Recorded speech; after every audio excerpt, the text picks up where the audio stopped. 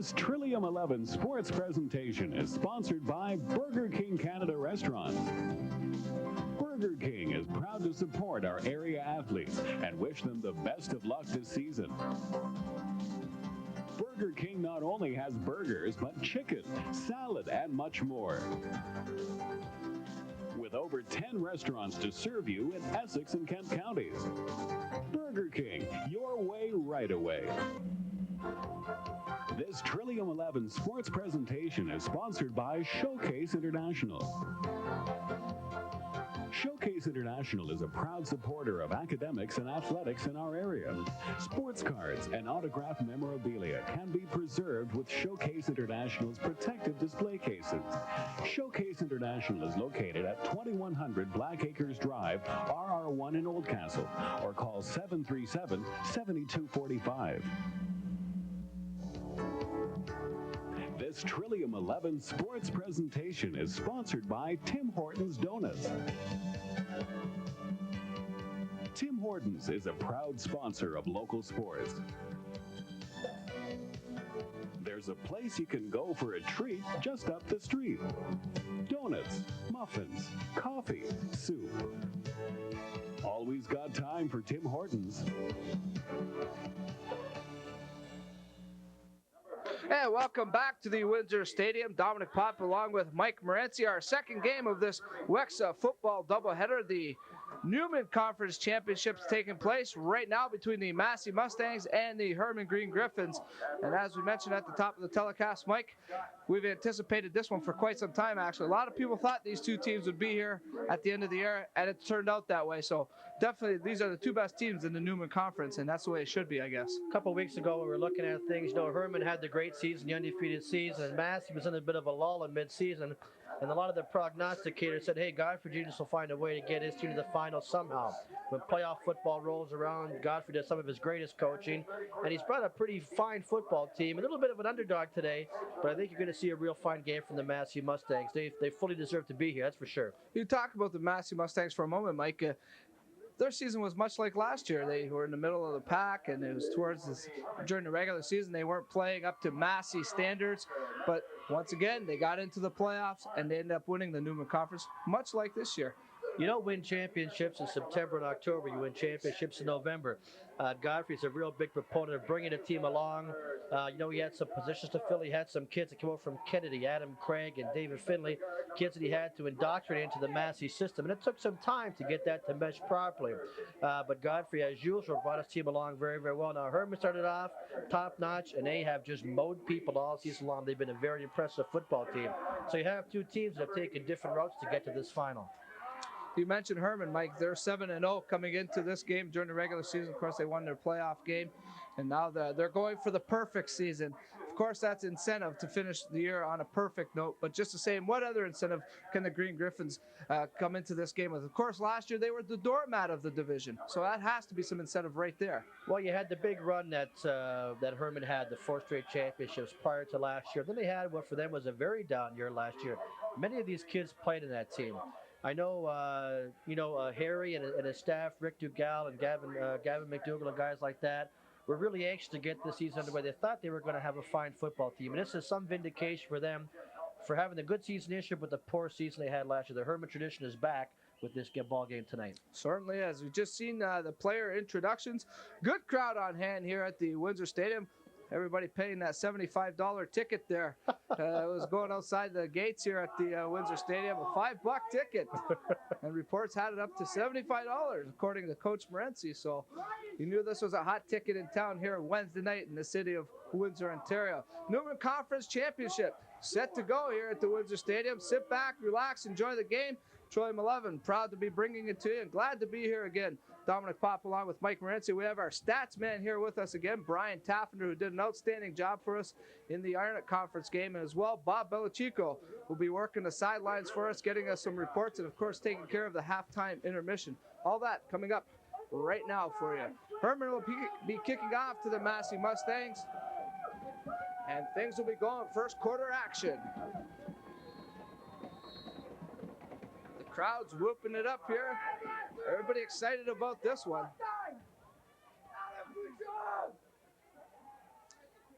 Kicking off for the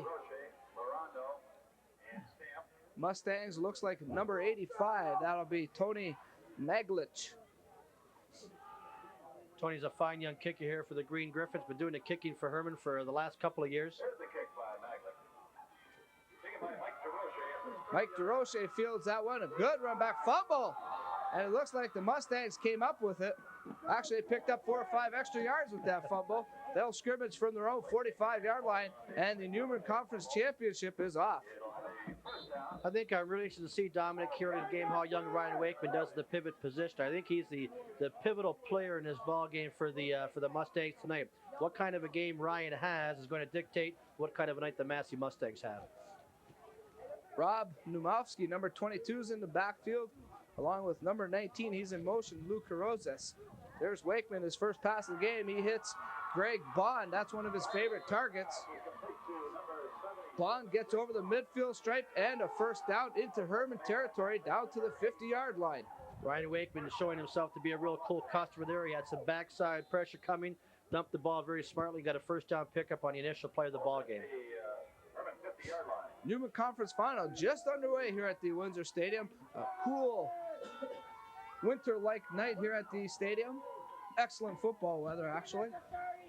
Field's in pretty good shape considering the weather earlier today. Dave Finley, number 20, carrying there. Picks up 4 or 5 yards. This is the type of thing we want to see. The best way to defend Herman, I think, is to possess the ball.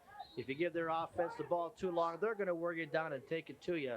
The best, like I said, the best way to handle them is to keep the ball yourselves offensively. Two good-sized teams here in this Newman Conference Final. A lot of muscle out on that field. Wakeman sets up his offense. I formation in the Mustang backfield. Wakeman pitches. Ends up out of bounds. Pitch was meant for number 33, Shane Stamp. That's kind of a surprise, Dominic. I watched Wakeman run the option a number of times last week. It really only pitched one time. Ryan likes to get out there and work the corner a bit, but keep the ball on the as opposed to pitching.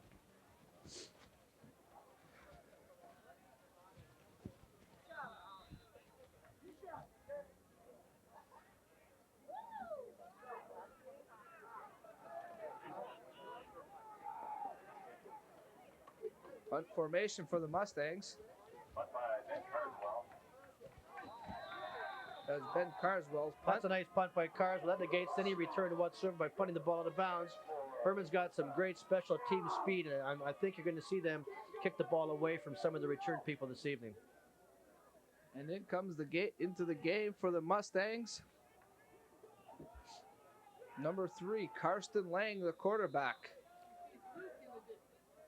We've seen a lot of young quarterbacks today. We've got, Lang in this game and Ryan Wakeman started his career last year at Massey as a young kid in grade 11. We had the 2 young quarterbacks in the Arctic game today. So a lot of young, fine young quarterbacks in action.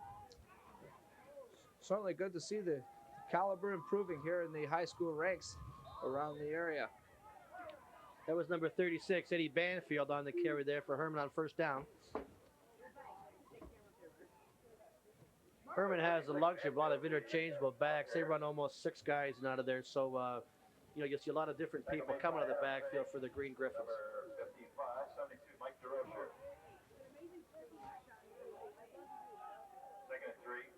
Second and 3, they're calling it. Lang hands off to number 33, Craig Mark. He gets That's first new down to the yardage. area football fans there. We got Herman coming a little bit power football, 2 tight ends, 3 backs in the backfield, running some real nice power football. There you saw that effective running game of the Griffins that Mike alluded to at the top of our telecast. A powerhouse running by the Griffins. That's what you'll see tonight. We've got 2 great tight ends in this team in Chris McCrate and Keith Carter, an outstanding center in Brett Allen, and John Broughton and Spencer along the offensive line. This is a real good offensive front for the Herman Green Griffins, complemented by some great backs. The one name we're going to mention a great deal this evening is Craig Mark, number 33, coming to the tailback spot. Yeah, we'd ask the spectators to please stand back from the field area.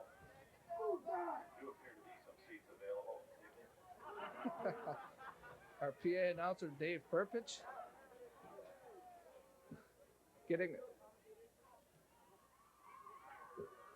There's a little break in the action. Let me tell you about some upcoming sports here on Trillium 11. Junior A hockey tomorrow night at the Windsor Arena. The Peterborough Pete's in town to take on the Spitfires. Drop of the puck, 7:30 p.m. Of course, Spitfire pregame show at 7 p.m. Please tune in. There's Craig Mark with another rush. He picks up about 6 yards. That's a good first down carry. And again, that's the same situation we talked about earlier today. You're getting 6 or 7 yards on first down. It sets up that dual role, pass and run on second down, as opposed to being second and long where it's a must-pass situation. Griffins operating now from their own 42. Hand off to Mark again. He goes to the left side. He has a first down. For a moment there, it looked like he may have been stripped of the ball. I think the ball did come up, but I think he was down on contact. So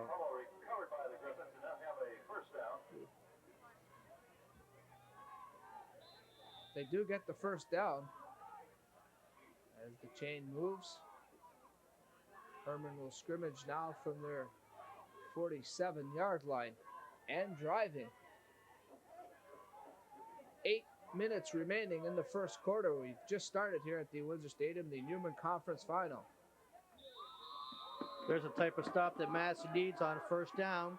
Something to get Herman into some negative yardage situations, some second and longs. That was Scott Jones, number 30 of the Griffins, carrying that time. May have just got back to the scrimmage, the line of scrimmage, that is. I think we'll see Carson Lang in his first throw of the night, looking for Herman to bring the backs out of the backfield, things such as that. They just go with Mark straight up in the off tackle. Yep, Craig Mark. He picks up about 5 yards, well short of the first down. The punt unit comes in for the Griffins as Massey finally puts a halt to the green and white's drive. Herman's the type of team, Dominic, to take some time early in the ball game to see what they want to do for the remainder of the game. They're going to run certain plays to see what kind of reaction they get from the defensive team they're playing against. So you see some stuff almost scripted in effect that they're going to try to get some information for later in the game. Big Lance Matthews back to punt. He is the biggest punter in Wexa football. He's pretty big. He's a load. No question about it. Penalty flag on the play. No yards penalty, I would imagine, Mike, but we'll have to wait for the official call. That's my least favorite penalty, that no yards call. There's something that's got to be done on the national level and everything else about that. It's such a crazy penalty in Canadian football. I don't know. I've disagreed with the call for years, and there's got to be something done about it.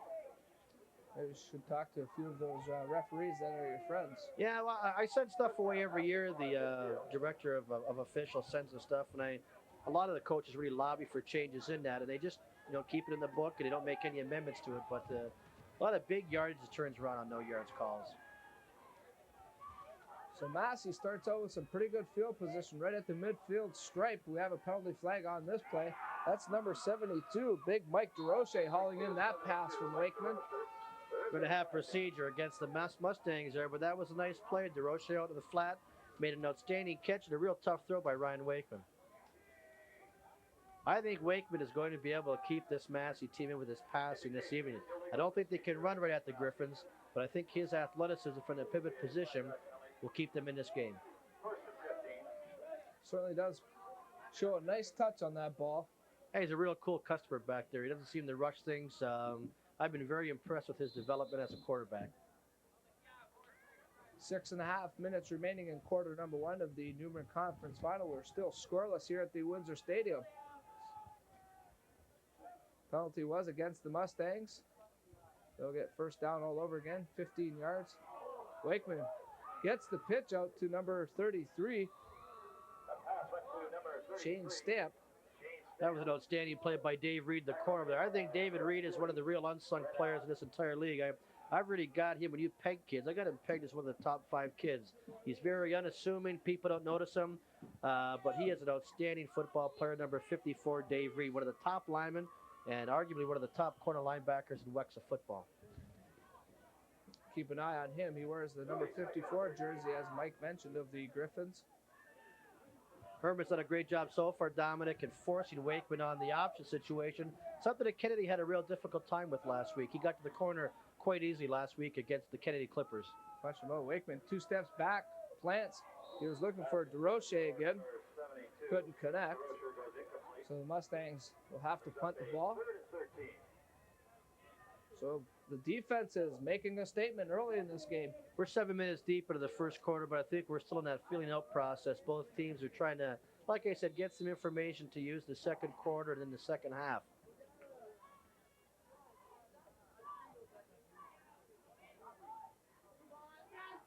Got Maglik and Kevin Cassetta back to return this punt. There's a snap. It's a little high. Easily handled by Carswell, though. Cassetta takes the kick. Looking for some room on the outside. Gets across the 30 and is knocked out of bounds at about the 34.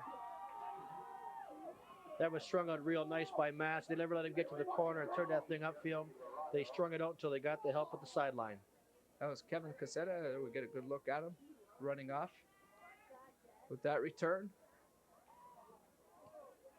Back comes the Herman offense. They'll scrimmage from their own 34-yard line.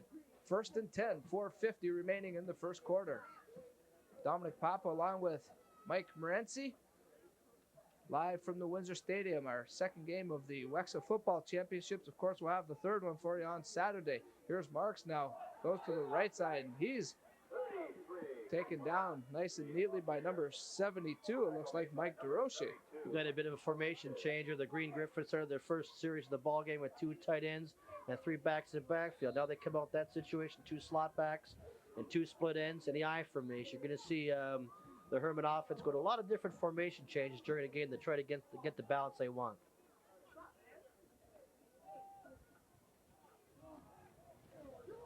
They're calling it 2nd and 9 now for the Griffins. Lang takes the snap, hands off to number 36. That's Banfield, Ed Banfield. Griffins are stopped again. Stingy Mustang defense. I think this has been a funny preparation week for both of these teams, Dominic. They both played in the semis on Friday. It's a short prep week, trying to play a game on Wednesday as opposed to a Thursday or Friday. So there's certain things I think both of these teams may have wanted to get in that they didn't have time to get in. That's an excellent point, Mike. You've seen Matthews slip on his punt there, but still got off a decent one. Justin James, number 83, fields that he gets out to about the 53-yard line. That's where Massey will take over on the offense. 3.5 minutes remaining in the first quarter. We're still scoreless at the Windsor Stadium. The Newman Conference Final between the Massey Mustangs and the Herman Green Griffins.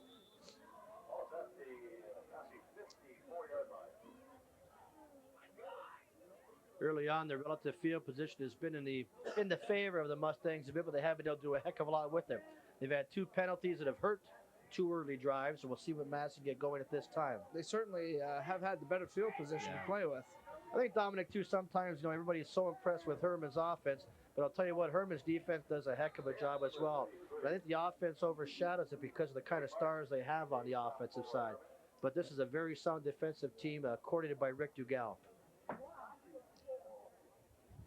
I think that's a good point, Mike. A lot of times you get a lot of unsung heroes on squads such as a football team. There's so many players involved in putting a good offense or defense together, and certainly some of the players don't get their due.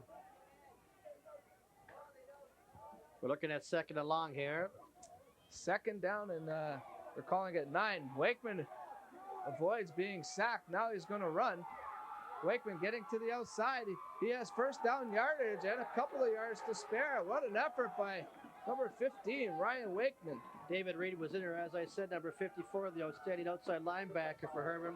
He forced Wakeman deep and almost had the tackle for loss.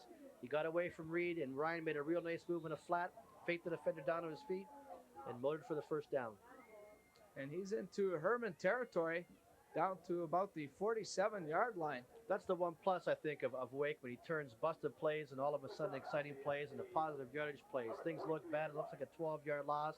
And all of a sudden he does something very athletic, and bingo, first down.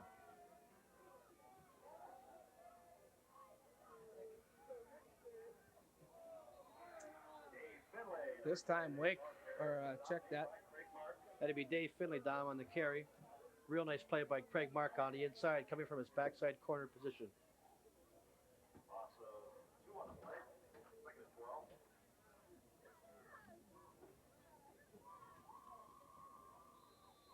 So 2nd and 12 for the Mustangs now.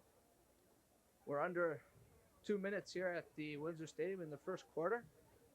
It's been a pretty good one so far. If you just tuned in, this could be a long night, actually. But now that I'm starting to think about it a little bit here. Hopefully not as bad as that night a couple of weeks ago when Brendan and Catholic Central went at it, of course. I think I watched about 9 hours of football that evening. Massey looking to make something happen there on 2nd and long, and Wakeman didn't have any people open downfield. Great job of coverage by the Herman secondary and forced him into the sack. So that puts a halt to this Mustang drive. A couple first downs, though. Change field position just a bit. Massey seems to have a territorial advantage right now. Here's Carswell's punt. He's going for the sideline again. Maglich will field it at about his own 5. Looking for a couple of blocks, but excellent coverage by the Mustangs downfield.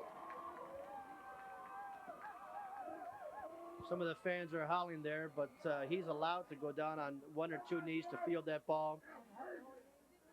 Here we see the replay coming up. Maglich back to return the punt. We missed him being down on 2 knees to catch it, but he can do that in the process of making the catch.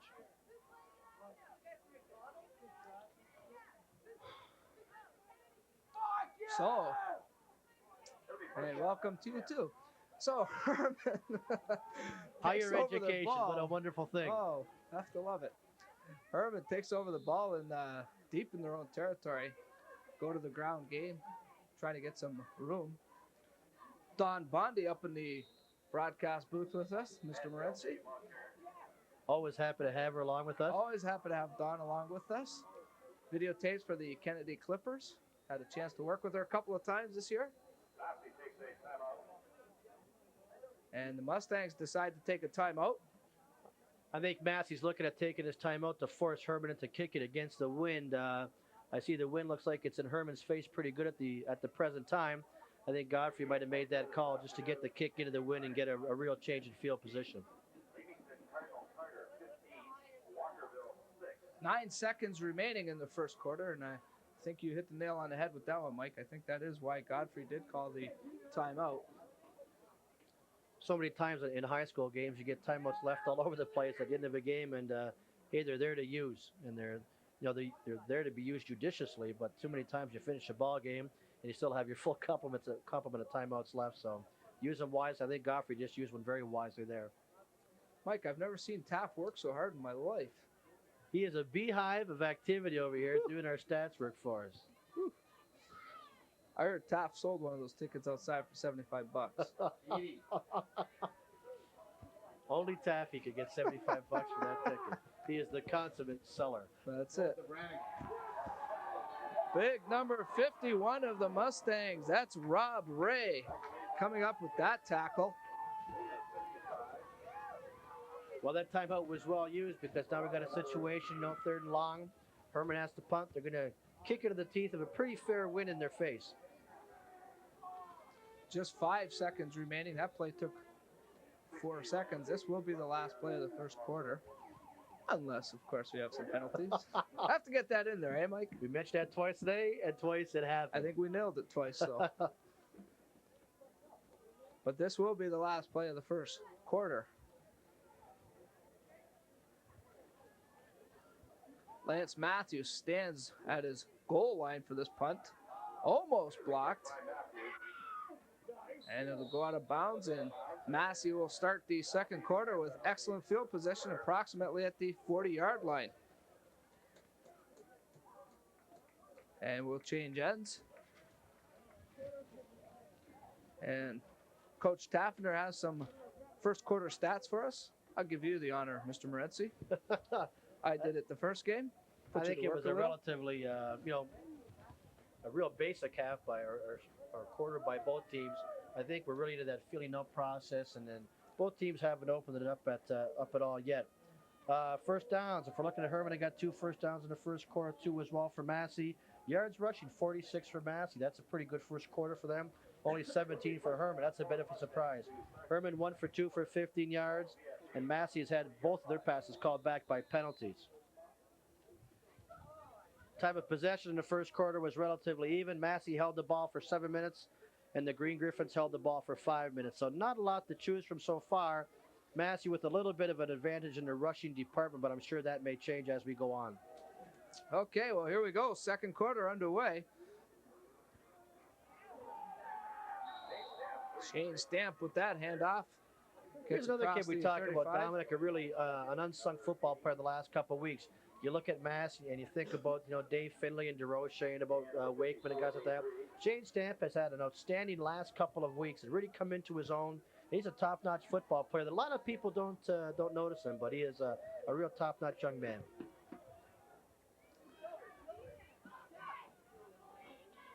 Stamp had 523 yards during the regular season, Mike. So yeah, he's not a guy that people mention when they talk about Massey, but he's a quality football player. Here's a nice play by the Mustangs. That's DeRoche all the way down to the 15-yard line of the Griffins. What a nice play there by the Mustangs. Little scissors move by the Mustangs. Caught the Green Griffins in a bit of over pursuit, and it was cut back real nice by Mr. DeRoche. For a big fellow, he certainly does run and cut nicely.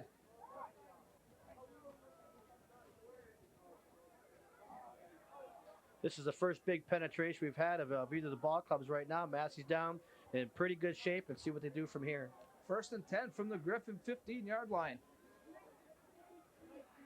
And off to, I believe that was Stamp. Yep. Picks up maybe a couple of yards. 10 and a half to go in the second quarter, in the first half. Still scoreless here at the Windsor Stadium. Here comes the replay right here. We see Stamp making a good cut back to the inside, but we didn't get a real good block by the guard, and he was able to knock that play down. Here comes the Mustang now on 2nd and long. Coach Taffner said they didn't pick up anything, so we'll call it 2nd and 10. He's got the eagle eye going, so. He's all over it, Tom. He's all over it. 2nd and 10 for the Stangs. Wakeman rolls to his left, looks downfield. I don't know if they're calling it complete. Oh, that's a great catch. What an outstanding they are calling catch. It complete. That was number.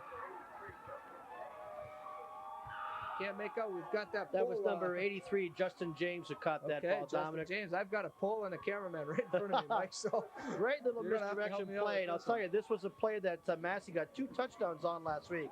A little bit of a misdirection action. Wakeman comes out the backside on the rollout course. He's kind of got a boot option. He can take off and run.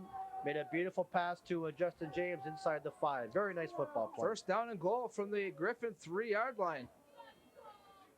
The Stangs threatening to get on the board first. There's a keeper by Wakeman.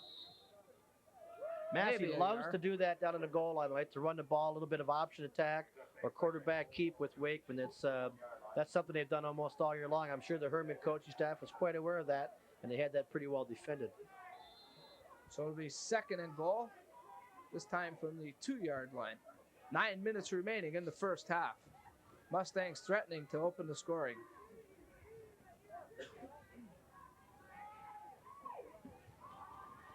You can look here, possibly to see Wakeman on a bit of an option course, probably going right or left side. I'm not sure.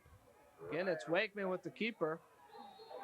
And 6 points for the Mustangs. Wakeman breaks the plane. And we have a 6-0 ball game. That was a great push by the Massey offensive line. On the initial surge, I saw Wakeman was stacked right up. Massey kept their composure, and the line got a good push on the Herman defensive front. And Wakeman got a great second effort. So the Mustangs get on the scoreboard first. 8:46 remaining in the first half. That's a little surprising for the Mustangs. Like I said, it's been their history this year in that type of a situation to take Wakeman a bit to the outside on the option course. Herman may be expecting that a bit, and he went right up inside with the quarterback sneak.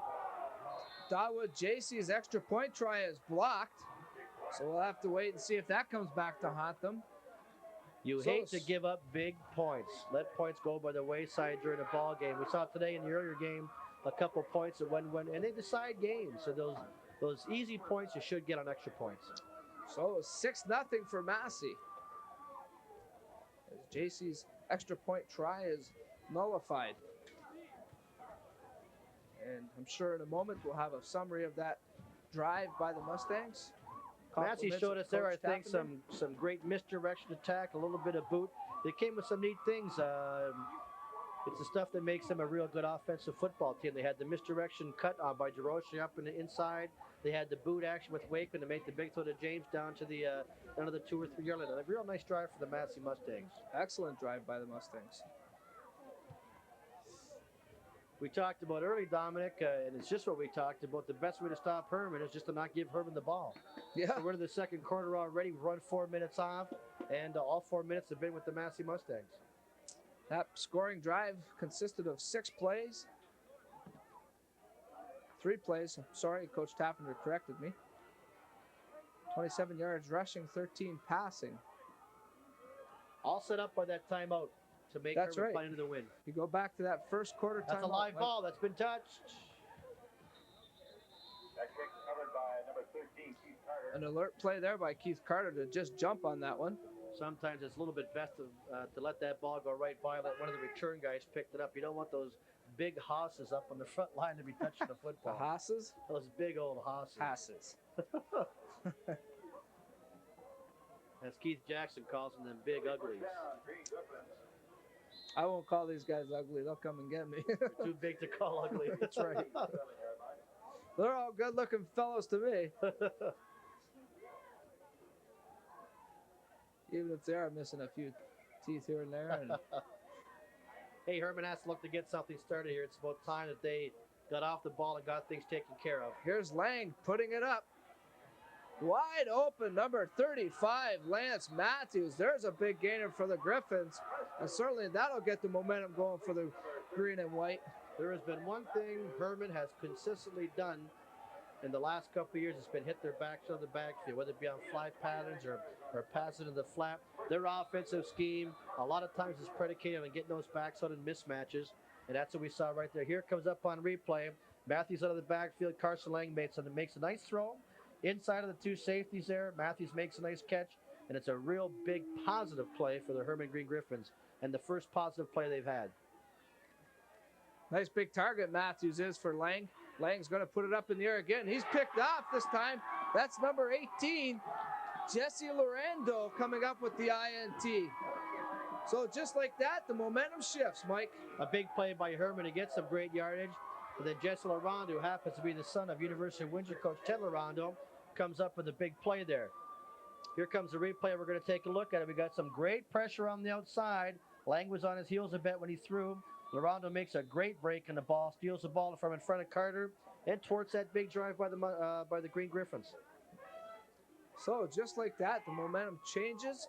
7:40 remaining in the first half. Massey leads at 6-0, and they have the ball on their own 53-yard line. Coach Lorando's got to be a happy man after seeing his son come up with that pick. Certainly. Here's Wakeman now going to the air. Nice touch on the ball. He had Greg Bond in the area, number 77. Bond that was a very nice throw by Wakeman. A very nice throw. He set his feet real well, made a nice delivery. That's the type of ball you got to catch. Those big plays are very, very important. Again, you look at some of these receivers, Mike, and it must be nice for these quarterbacks, Lang and Wakeman, to have big targets like that. Oh, Bond is an outstanding receiver, and DeRoche and Louis Carutzis. A lot of weapons out there for Wakeman to hit in the passing schemes. 2nd and 10 now for Wakeman. He rolls left, having some problems with his footing. Finally, he's getting to the outside, looks downfield, pumps, holds on to it, takes the hit, loses a yard possibly, and they'll have to punt. The average viewer doesn't understand what just happened there. The young fella I've been talking about, David Reed, does a great job of turning this. If we watch here in the replay, 54 gets great pressure, maintains leverage. Okay, he's being blocked by David Finley. He kicks Wakeman to the outside, forces him very, very deep, which allows the pursuit to come up and make the play. So again, it looks like somebody made a great play. The great play was made by Dave Reed on keeping his contain and keeping the quarterback in the inside until he's ready to release him to the outside. Carswell's punt. I sound like I'm campaigning for Reed here, but he's a fine ball player in his own right. Doesn't need any campaigning from me.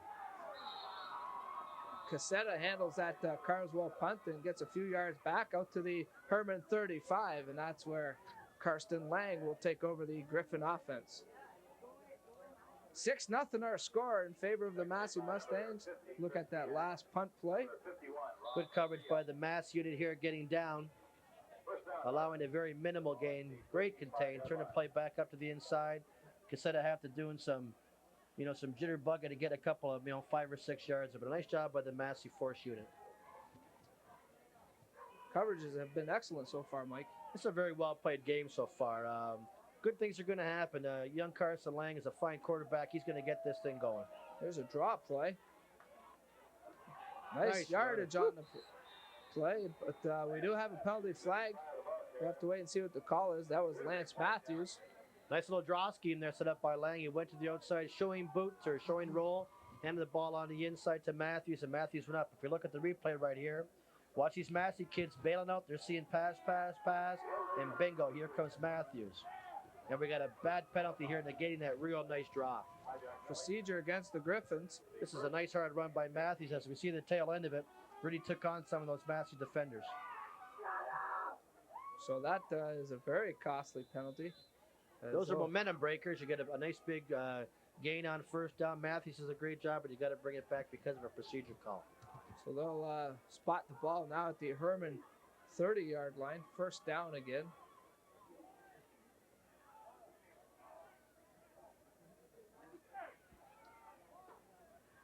Lang with the quarterback keeper. He gets about 5 or 6 yards back.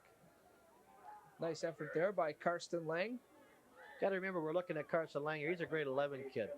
He started last year as a grade 10 quarterback, and he's a very young man playing senior football, and he was last year. We're going to see this option look here. We had the fake to Craig Mark to hold the backers, and Carson takes off and does a good job of running. He doesn't look that quick, but he moves rather well. He's extremely athletic. He doesn't look like an everyday quarterback. Not really. He doesn't have that long, lithe look of some of the quarterbacks that you see, but he gets the job done. And you got to remember, he's a young fella. And the one good thing about him, he's an extremely intelligent young man. Second down and 9 for the Griffins. Let's see what Lang does here. Sets up, 2 steps back, has a receiver in there. He's picked off again. This time it's number 77, Greg Bond, coming up with the pick. And once again, Massey on the defensive side of the ball, coming up big. Hey, we talked about this early on. You had the power and the smash mouth football of Herman, but you had, like I said, one of the wily veterans in Godfrey Deese, what he was going to do defensively. Had a lot of people in the pass coverage there. Great pick off by Bond. We're going to see it on replay. Backdrops Carson Lang. He's got Keith Carter in great shape. You're coming across the middle. Bond has a great drop and picks that thing off. Real nice job by Mr. Bond. That wasn't a bad pass at all. It would have been there. But the excellent anticipation there by Greg Bond. And Ryan Wakeman takes over for the Mustangs at his own 51-yard line. Takes the snap, hands off to number 20, Dave Finley. Dave Finley is one of the young people that came out from Kennedy last year, transferred over to Massey along with Adam Craig and a couple others. And he's been a real fine addition to this Massey team. He complements Stamp real well in the backfield. We'd like to thank a few people once again. The St. Anne's High School Sunday $10,000 jackpot bingo. Proud sponsors of Wexa football this year. Thank you to them. $10,000. I could use that right now. I could use half of it. Here's a nice scamper by the Mustangs as they get the first down, or well into Herman territory. That's Shane Stamp again. I really like him as a football player. He's not that big. He's pretty quick. He's got outstanding moves, and he is a real hard-nosed young fellow. We're going to see this run here, and Stamp really gets after it when he's running the ball. You see him take on the Herman defender there. He's a fine young man, fine young football player. Puts the head down and goes at you. He's not very fancy. He just gets it done. First and 10 for the Mustangs. 2:55 remaining in the first half. They lead at 6-0. Wakeman, 2 steps back. He's looking for DeRoche there. Oh, he's Couldn't cool. connect with him. He's very cool back there. He made a nice little play fake, sat back in the pocket, delivered that ball with great confidence. I'm extremely impressed with Ryan Wakeman so far in this ball game. Don't forget, coming up at halftime, Bob Belichico will, I believe, talk to assistant coach of the Mustangs, Bobby Kolek. That should be interesting. Mr. Kolak is a very bright young man. Always has something interesting to say. Absolutely. And always well attired as well. Oh, yes. Always well attired. Here's Wakeman now, sets up, has a lot of time, hits DeRoche across the middle, and they have a first down. Again, we talk about that big target. DeRoche gets down to the Herman 30-yard line, and they're controlling that Griffin defense right now. Little play action fake, kind of holding the linebackers at bay with that play action fake. Here comes right here, little play action fake to Stamp. That's going to sit those linebackers down. That's going to open up DeRoche in the secondary. Nice little flip. There he is wide open, and he moves his way for a first down. A very well-conceived play. Excellent job by the Massey offense. They have a first and 10 at the Griffin 30-yard line, threatening to go up here. Hand off again, this time to Finley. He has a big hole. Finley, another first down. And he's inside the Herman 15-yard line to about the 13. We have a penalty flag on the play. I would imagine objectionable conduct. If that's objectionable conduct against Massey, Coach Godfrey Janice is going to be a touch irate. It's against the Griffins. It's against. Actually, here, it's, offsetting penalties. Offsetting penalties. Both coaches breathe a sigh of relief. So we're going to take a quick 20-second break here, and when we come back, we'll have the remaining 2 minutes of this first half. A new game in town for sports types like you. Sports Type, Windsor and Essex County Sports Magazine. For a complimentary issue, call 972-7622. Proud sponsors in the Windsor and Essex County area. And welcome back to the Windsor Stadium. Massey first and 10 at the Herman 13, I believe it was. That's a favorite play of those Mustangs. Like I said, they get into what we call the red zone down there. They like to keep the ball in Ryan Wakeman's hands. He makes good decisions. It's a favorite ploy of the Mustangs when they get in the red zone offensively. Some upcoming basketball action coming up here on Cable 11. The SWASA Senior Girls AA Championship from the Forster Gymnasium tomorrow, immediately following Spitfire Hockey right here on Trillium 11. I believe we have Forster and the Chatham McGregor Panthers in that one. So should be a good contest for the AA Championship. Wakeman sets up, goes to the end zone. He's looking for big DeRoche again. They couldn't connect though. This is a good drive right here for Massey. It comes to an end on third down, but they moved the ball very smartly. Got some first downs. They had great balance in their attack. Some pass, some run, some misdirection. This is a great game plan they've come up with so far. We'd also like to thank Nada Sports Shop on Wyandotte Street for sponsoring Wexa football. They also help sponsor many of the area's athletes and teams. This is a big point, Dominic. We got that missed extra point. Now they got a punt for the situation to get that point back. This should be the punt to put them up 8-0, and that's blocked. It's blocked. Carswell's punt is blocked. There's a major momentum breaker right there by the Herman Green Griffins. Penalty flag on the play. Right now, they get something going right away. Great job by the Herman special teams coming up with a big block. Here comes the replay. Snaps a little bit high. Carswell has to jump to pull it down, and there's a real good rush here that's blocked by the Herman Green Griffins. I don't know who got their hand on that one, Mike. Did you catch a number? Penalty here against Herman. It's going to move them back a bit. Green Griffins got to stop shooting themselves in the foot. Looked like Jesse Lorando may have got his hand on that one. So not a bad first half for him. I'll tell you right now, you look at the Herman had the ball in real great position here. They get a penalty, move it back, and now they're starting from less than enviable position. First and 10 for the Griffins at their own, looks like 21-yard line. Oh, big Lance Matthews. He's getting on track. That's two beautiful runs by him. Lance Matthews having a good first half, a good second quarter anyways. Nice reception a little earlier on, and as Mike just mentioned, a couple of good scampers for the Griffins. He gets the first down. A couple of Herman's practices and watched Lance, and I'll tell you, he's a load. He's a big young fella. He really carries some mail. You saw him carrying some Mustang mail there. 37-yard line of the Herman team. That's where the Griffins run this play. Looks like another first down for the Griffs. That was Eddie Banfield on that carry. Number 36. This is what I expected early on, Dominic, from the Green Griffs, is to come out, and they did a little bit of it the first series. They've gotten away from it. Here we see the misdirection. Okay, little scissors action almost from the outside. Banfield doing a nice job of holding on to the football and making positive yardage. Shaking off that tackle at the same time. Nice effort there by Banfield. And here's another effort by Matthews. Griffins turning up that high-powered running game. Just running over the Mustangs right now. They have 20 seconds remaining in this first half. They're into the Mustangs territory, down to about the 40-yard line. 1st and 10 again. Those are three real impressive football plays right in a row, coming off the football and doing the job, both with Banfield and Lance Matthews. That's what we've expected from the Green Griffins since the opening. Some upcoming Wexa football. Of course, we have one more championship game, and that's on Saturday evening, 7 o'clock right here at the Windsor Stadium. The Wilson Conference Final, Villanova taking on Bell River. Should be another classic.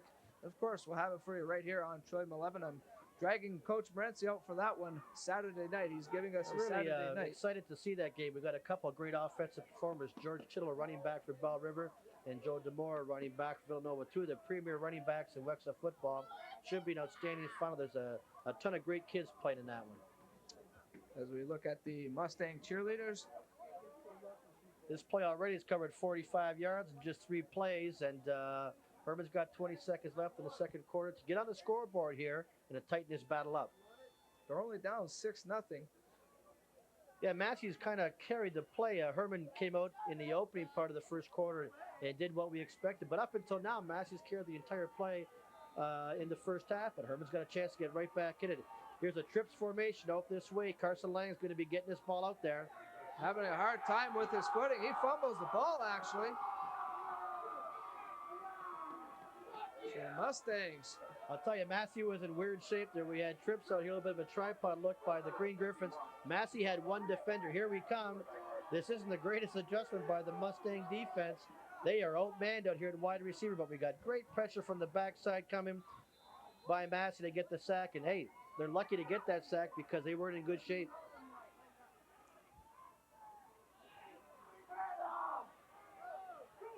Here's Lang going for the end zone. And that pass is incomplete. There were people running free all over the field there. Carson Lang did a real nice job avoiding the rush and got that ball off to Keith Carter. Again, Massey looks a little befuddled in their secondary coverage right now. Their numbers aren't real great out here. Again, we had trips to the wide side of the field, and Massey only had 2 kids out here. Lang did a good job of avoiding the blitz and stepping up and throwing the ball, but he overthrew Keith Carter. 3 ticks remaining on the clock for the first half.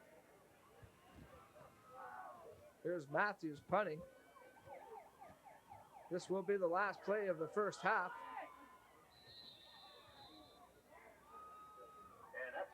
And that will end it as Stasiak just decides to, or check that, Bryce Holmes just decides to kneel down. End the first half, and the Massey Mustangs lead the Herman Griffins 6-0 after 24 minutes of play. And Mike, your impressions of that first half? I'm a little surprised so far. I think we knew that the Massey Mustangs would come up with something defensively, but I envisioned early on that Herman was going to be very, very tough for them. Herman came out in the first couple of minutes and established themselves on the ground, did a fine job. Then Massey seemed to find their stride, and Massey really carried the game for the next 14 or 16 minutes, and we saw some of the Herman team that we expected early on in this last drive when they covered 45 yards in 3 plays. A relatively even half, I guess, ended off. I've been most impressed so far with Ryan Wakeman, his cool performance at the pivot. for Massey. No question about it. He's been effective for the Mustangs. Okay, we're going to take a quick break here at the Windsor Stadium. 6-0 is our score, as you see on your screen. When we do come back, Bob Bell, 7 minutes. Those stats compliments of Brian Taffender, and pretty even for the most part. But I think territorially, obviously, I think the Mustangs had the bigger advantage there. Some of the problems, I think, for Herman, of course, were the two turnovers, and they also took two real big penalties that negated a positive start to two drives. They blocked the one punt, had great field position about the 43-yard line, took a 15-yard penalty, and moved them back inside the 25-yard line. So we've had those two turnovers and two real big penalties that have negated some good Herman drives, and that's what we've seen so far. Massey obviously carried a great deal of the action through the middle part or so of the first half, and only in the latter stages, the last 2 or 3 minutes of the second quarter, did Herman mount the kind of drive that we've been expecting from them the whole ball game. Certainly the momentum swings in that first half. You mentioned the two INTs, and they came at very opportune times for the Massey team because Herman was starting to generate something, and boom, just like that, the INTs changed all of that. We've talked about a number of times already in the show about not letting Herman get going, and those INTs are taken away from Herman getting a big offensive drive going where they can establish their offensive line, establish their running game, and mow down the field. And we haven't seen Herman do that yet, and it's something we've seen all year long. So, like I said, the two INTs and the two turnovers have done it. Effectively took in the Herman Green Griffins out of their game plan a bit. Okay, some people we'd like to thank here. Curly's AC, located on Erie Street. And, of course, they're big sponsors of the area's teams and athletes. And, of course, they work closely with us at Trillium 11. We'd like to thank them for helping us out tonight. And you see we're just getting set up for the second half here at the Windsor Stadium. The Massey Mustangs lead at 6-0. This is the Newman Conference Championship game. The perfect 7-0 season for the Herman Green Griffins, while the Mustangs finished the year 5-2. And those defeats coming against actually Massey are against Herman and Kennedy. Of course, Massey knocked off Kennedy last week in the playoffs. I think we had three real even teams in the Newman Conference this year at the top of the standings, Herman and Massey and Kennedy. Herman had the undefeated season, but both Kennedy and Massey are quality ball clubs. Massey was able to come back after having been defeated earlier in the season by Kennedy and knocked them off. They're trying to do the same thing tonight with the team that defeated them previously. And of course, Massey, as you touched up on it just a bit, Mike, they are the underdogs coming into this tonight. But last year, the same thing for them. I go back to last year because it's so much the same. Massey came into the championship game against Brennan last year as the underdogs, and certainly Godfrey Janice put together an excellent game plan and was able to knock off the Cardinals. Everybody had talked about last year about the Brennan offensive juggernaut, and everybody expected that to happen in the final. We came out here in the final on a bit of a day, just like today, really, in the final last year, and Massey played an outstanding football game, and I guess you have to call it an upset. A lot of people wouldn't in local circles, but I think it was. We've got the same kind of a situation today. The prognosticators look at Herman and see the good football team that they are. And for Massey to be up at this time is a real credit to them. They've done a good job. No question about it. There's a long time to go in this ball game, that's for sure. We'd also like to thank Freed's of Windsor, clothing store located on Ottawa Street. They are strong supporters of the high school athletics. We'd like to thank them for their contribution tonight. Another great turnaround, I think, has been, and we alluded to this earlier, Dominic. You know, Matt's been here 2 years in a row. But we talked about Herman coming back from that devastating year last year, 1-6. They kind of just snuck into the playoffs and got beat by Massey in a close quarterfinal game. Been a great turnaround for the Griffins. They dedicated themselves in the offseason to getting in the weight room and working out. Kids like Chris McCrate and Craig Mark and Carson Lang, Keith Carter, Andre Wellington, Dave Reed, you know, a whole bunch of kids really dedicated themselves this year, and they got a real fine football team. Second half is set to go. Massey to receive with the wind. There's Maglich's kick, handled by number 72. That's Mike DeRoche. Oh, he's going to seam. Finally, DeRoche taken down by number 36, Ed Banfield, actually. Great job of staying on his feet there by DeRoche, and made a nice kick, and boy, he just about had that seam for a long return.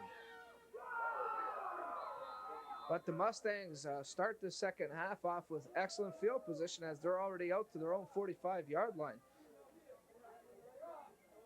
Some upcoming Western Junior B hockey action. Windsor at Chatham this Sunday, November 28th. Come to you live from the Memorial Arena in Chatham. Wakeman takes the snap, hands off to DeRoche. He looks to get to the outside. DeRoche makes a cut. Nice move there by DeRoche. He picks up about 8 yards. We've seen time and time again from the Massey Mustangs that misdirection attack, starting their offensive set in one direction and coming back a little bit of misdirection. We're going to see it right here. Ryan Wakeman makes a handout to DeRoche, gets some good blocking up front, gets around the corner. That's the key to that misdirection stuff, is to get to the corner. He got there, made a sizable gain of 8 yards on first down. So Massey comes out with a nice play to start the second half. We really have, not mentioned the great job the Massey offensive line has done so far. They have come off the football very smartly so far. As is indicated by that, just a plain quarterback sneak on second down, and they get 5 yards when they only need a couple.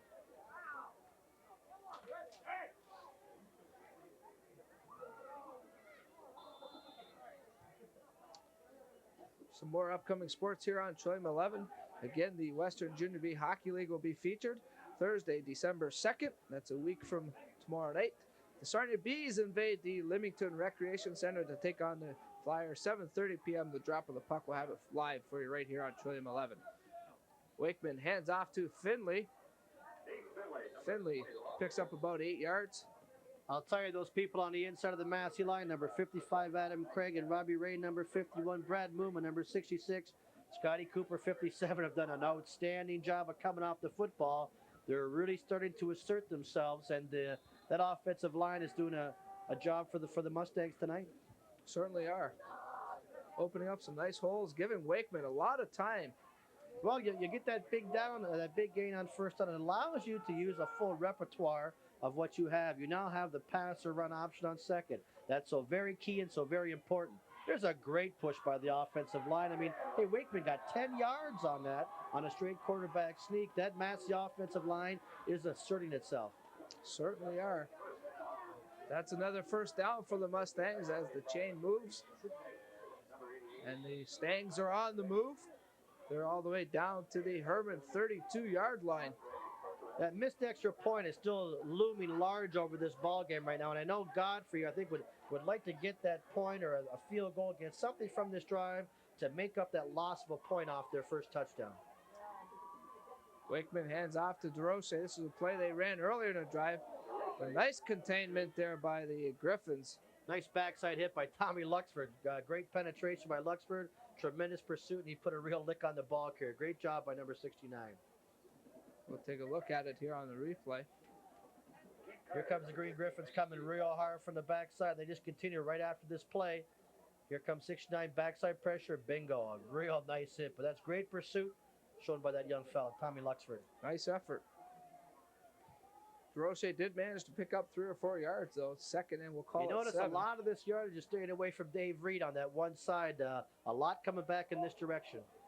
Excellent point, Mike. Wakeman decides to keep it. He has the first down yardage. He saw the first down yardage line there, and he got to it and got out of bounds. A nice heads-up play there by the QB, Ryan Wakeman. I've been very impressed all day long. We've touched upon it a number of times already. We hate to say this again and again, but he's a cool customer. Here comes Wakeman coming out. He's got a bit of the option, pass or run, regains his feet, and he goes for that first down marker. This is an outstanding young athlete we're seeing play football here tonight. Real nice job. Ryan Wakeman making his presence felt. First and 10 again for the Mustangs. They're operating from the Herman 20-yard line now, threatening to open it up a little here. Wakeman hands off to, I believe that's Finley. I think we had Shane Stamp there. Oh, Shane Stamp. I noticed that running style, low to the ground, and he gets after it. Again, nobody's going to Dave Reed's direction right now. Everybody's kind of staying away. That's a key point, Mike. From now the right that you mention it, I'm watching it myself, and everything is away from Reed. Number 54, we talked about him on the Herman defense, Dave Reed. Every play to the right side. Of course, Reed is on the opposite side, and that is a key point. That's no indication that the other side of Herman's offensive or defensive line is easy to get to. I think that's just out of respect for Reed that they're trying to stay away from him a bit. This time the Stangs will be dropped for a loss. No, I think we got a first down there. Bit of a scrum situation. It was a nice series up inside by Wakeman's Finley. even got me. Some wizardry back there. He's ball handling very, very well right now. We'd like to thank Pepsi Cola of Canada for sponsoring this week's Wexa Football Championships.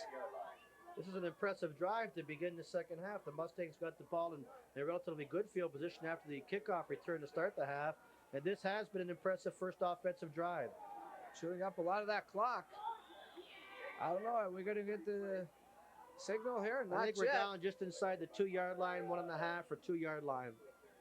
That time they ran up inside of the corner for Herman there. Here comes in the replay. A little bit of sprint action here. Wakeman's going to come out and make a deep handoff to Stamp, and he is off to the races. Great job of blocking. Nice cut block up on top on 69 Luxford. And Stamp could run a truck through there right now. He does a good job of attacking that hole and getting it up in a situation 1.5 yards or 2 yards from the goal line. Real well-devised offensive play there, Dom. Once again, Herman having a tough time with that Massey offensive line. They're calling it 2nd down and 1 for the Stangs. And Massey wants to call a timeout to talk about this one. Again, I think Godfrey understands the gravity of this play, how important this play here is to the game. He's going to use the timeout to make sure he gets the play he wants. No question about it. We're going to take a quick 20-second timeout here at the Windsor Stadium. The Mustangs lead over the Griffins 6-0. We'll be back right after this. The new game in town for sports types like you. Sports Type, Windsor and Essex County Sports Magazine. For a complimentary issue, call 972-7622. Proud sponsors in the Windsor and Essex County area.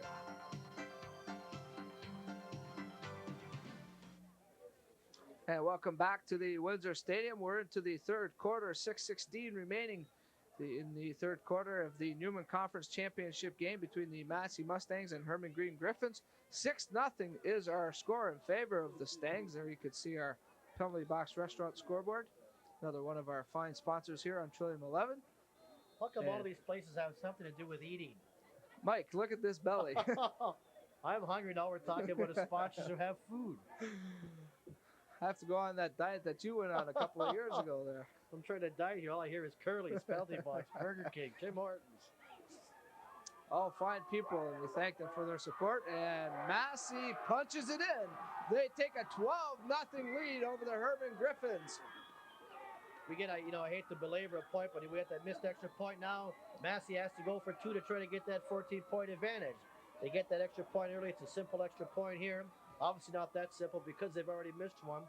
But now the Mustangs will go for 2 to try to bump that lead to 14-0. Here you see some of the Massey fans celebrating.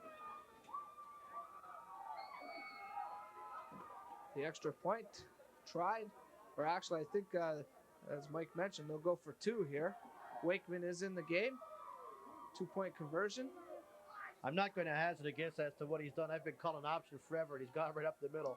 Wakeman puts it up, and they have the 2-point conversion. I believe that was Greg Bond, number 77, coming up with the reception. So it's 14-0 now for the Mustangs. To this point, Ryan Wakeman has simply been the difference in this ball game. And you know why it's been? He's had the ball for so long. We talked about it and alluded to it earlier. Here comes the 2-point conversion on our replay. We're going to see Wakeman with a nice play fake up inside, rolling to his right and hitting Bond in the end zone. Here it comes on our screen now. I think this is the touchdown, Mike. Wakeman with the keeper. Okay, nice and simple. We talked about he's attacking a very strong defensive front for Herman, but getting it right up inside. You mentioned about the time, though, Mike. That scoring drive went 65 yards, 10 plays, 6 minutes was chewed up on the clock. So that's half the quarter right there. And again, now they have a 14-0 lead.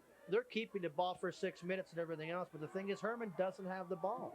And that's a real key point here is the Herman offense doesn't have it. The Massey offense does. They're certainly controlling the ball, picking up where they left off in the first half. Massey getting ready to kick off to Herman. Here's Jay-Z's kick. Matthews picks it up, gets out to about the 40-yard line. That's where Herman will, I will say, have to start generating some offense. Yeah, I mean, it's not so important they score right here, but it's important that they change field position. They're going into a fairly stiff wind right now. They've got to mount a bit of a rush attack here, move the ball down the field, and effectively change field position for the next couple of minutes. That's very key right now for the Herman Green Griffins. The Trillium Sports Recap right here on Trillium 11. Mondays at 5 p.m., Tuesdays at 7 p.m. Of course, you can see myself, Bob Belichico, on that show with the high school report, as well as the rest of the area's sports scene. Tune in Mondays at 5, Tuesdays at 7. You'll see some good-looking people like this guy, Mike Morencie, next to me on the show once in a while, too. Getting a look at our officials just a couple seconds ago. The Jack Schroeder, our head official tonight. Got a great group of officials doing this Newman Conference final. Real top-notch crew handling. Herman now will try to get something going. Lang is going to put it up in the air. In and out of the hands of Lance Matthews. And, boy, I guess when it rains, it pours. That's a nice play, a very well-conceived play, a great play-action fake. Got some flow. They threw inside of the flow to Lance Matthews, and he happened to drop it. Lang did a great job, put the ball right on the button, and he got a drop. So Herman will now be faced with a 2nd and 10 from their own 40. Lang drops straight back, looks downfield, feeling some heat. Lang gets the throw off. He hits, that's number 88, Pete Ivanovic. I'll tell you on that play, Craig Mark came out of the backfield. He went down the seam, and he was close to being wide open here. I'm sure that Harry's going to come back with that look later on. I'm sure he saw that, and he saw that Mark was open. And we're going to see that. That's kind of his halfback fly, I guess is what it's called. Lang sits up here, and you can't see in the picture right now, but Craig Mark is working himself wide open. Carson comes off a Mark to the underthrow, gets a nice first down, a nice toss, and that's got to get his confidence level up. So the Griffins get a first down right at the midfield stripe. Now there's some confusion in the backfield. Lang stays up on his feet. He has you. There's a nice play put together by the Mustangs. The reception was originally made by number 85, Tony Meglich, who immediately then pitched to, I believe it was Craig Mark. Craig Mark out of the backfield. 33. Saw that play earlier today, Mike. Yeah, it's our second time we've seen the hitch and trailer today, and Herman ran it very effectively there. That's kind of a play that Herman runs late in the half, late in the ball game, and they're looking to get a big play, a momentum booster. Certainly that doesn't hurt. 1st and 10 again for the Griffins. Lang again going to the air. Has Ivankovic again wide open. This is a nice response so far by the Green Griffins to Massey making that score to go up 14-0. They've abandoned somewhat the running game. They can always go back to it later. Lang has looked very sharp in this drive, moving the team with pinpoint passing down the field. It's another first down, Mike, and they're all the way down to the Mustang 36-yard line, or the 26-yard line. All of this has been done in about a minute and a half also. I see Coach Tappener's pen just going crazy over there. Straight up the middle, Lance Matthews. Again, he's close to first down yardage. You can hear the Herman fans now getting into it. This is what Herman gives you, that look. They've done 4 passing plays in a row, and now Massey starts to drop off to defend the hook zones, to defend the flats. And all of a sudden, here's big Lance Matthews up the middle. But they've got that Massey defense spread effectively from the pass, and they hit a seam now with big Lance. And look at him carry people. Brad Muma had a nice hit on him at the point of attack, but Lance ran right through it. They do move the chain, and it's another first down.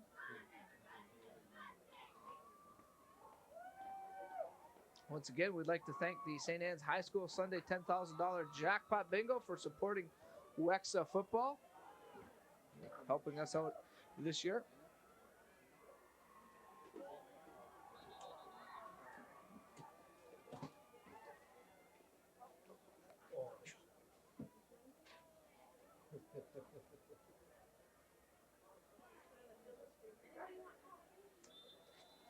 .4:13 remaining in the third quarter.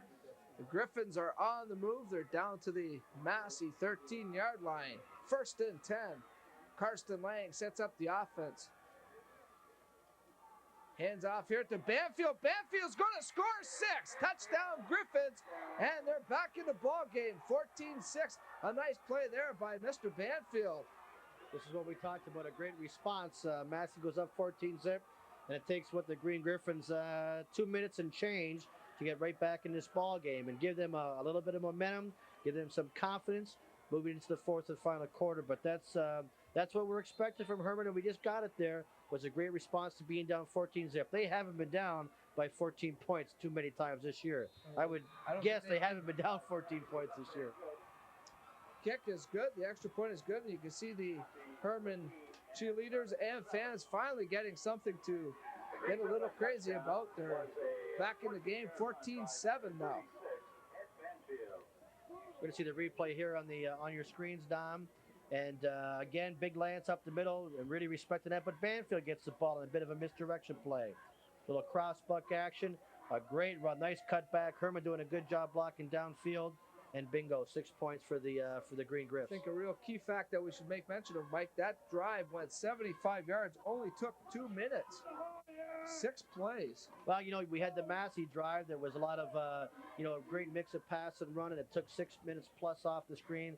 But there's a big play capability of the Herman Green Griffins. And the offensive line for Herman finally asserted himself. I'm talking about Big Rod Spencer, Dave Reed, Brett Allen, number 44, John Broughton, and Jason Crawford.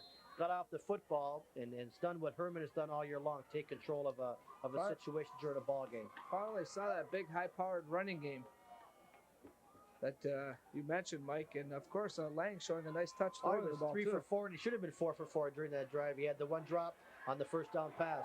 Here's a big run back by the Griffins, or check that out, the Mustangs. Shane Stamp one more time. Take the kickoff from the Griffins. Shane Stamp getting out across the 40-yard line to the 43, it looks like. So again, Massey starting with some pretty good field position. It's amazing. I sit up in my stands week after week and I watch Massey play, and people don't notice Shane Stamp. I don't know how they can't. They must not be watching the same game everybody else is. He's made plays like this all year long, and they've got some great people playing at Massey, but this kid is one whale of a football player. And like I said, I don't know how you can get 500 yards rushing, and some of the people sit up in the stands and aren't sure who this young man is. He's a very fine football player. Excellent, excellent player. Here comes some upcoming sports here on Trillium 11. Junior A hockey tomorrow night. The Peterborough Petes travel down to the corner of McDougall and Wyandotte to take on the Spitfires. Don't forget the pregame show at 7 p.m. live right here on Trillium 11. You notice one of those slight swings of momentum here. Herman has a great offensive drive. They come out, and on first down, where Massey's been getting 6 to 7 yards in a crack, they come out, and the Herman defense difference. They get a 1.5 yard gain, and now it's second down and long. So there's just a little bit of a change in momentum in this game right now. Certainly the Griffins are fired up. They have second down now for the Mustangs. They may have picked up about 3 yards on that last play. Wakeman rolls to his right, looks downfield, has some time, lofts it up. I'll tell you, if the receiver keeps running there, he might be wide open. He kind of stopped up into his route and didn't continue on, and Wakeman overthrew him by just a bit, but I think Ryan expected him to be a bit deeper. Yeah, the intended receiver was Lou Caruses, number 19. There's a look at our scoreboard, 14-7 as the third quarter starts to wind down, 2.5 minutes remaining. Very entertaining football game so far. If you've just tuned in, you won't want to miss this last quarter. It should be a doozy. The Newman Conference Championship on the line. Here's Carswell's punt. Good job here by Carswell. Fielded by Maglich at his own 35. He gets to the outside. Maglich still up. Gets out to about the 44-yard line. That's where Herman takes over the ball. Now we know Herman's going to respond in a situation they already have, but can the Massey defense respond and get a 2-play and out stop? That's what they're looking for right now, because we have felt that momentum swing back to the Green Griffins. So it's up to that Mustang defense to assert themselves and come up with a big stop right off the bat and make Herman punt. Let's see if Herman's offense can continue that momentum. But they showed their last drive where they scored a touchdown. 75-yard drive. And we have a Griffin player shaken up on the play. Looks like number 85, Tony Maglich, who returned that punt.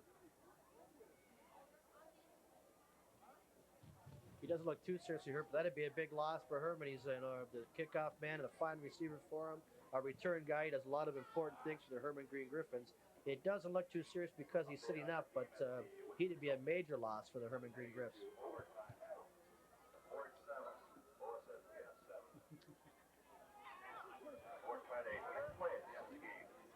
I'd like to thank the boys down at Curly's for sponsoring today's Wexa football competition as well. They'll be helping us out Saturday, and of course Marcel Marchand tuning in down there on Erie Street, and certainly I bet you he's called a few plays from Keith Jackson of AKO there you football. go. Marcel Marchand, the great prognosticator.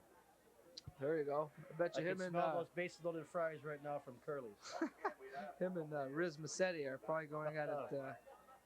I'll tell you, Tooth and Curly's nail is there. a great backer of amateur sports all Certainly over the place is. in the city. And it's a been fine very place for people to go. Very helpful to Trillium 11 as well. We really do appreciate it. Without these kind of people around, it'd be a lot tougher for us to get these telecasts on. And certainly, we do appreciate it, and I'm sure everybody at home appreciates it very much.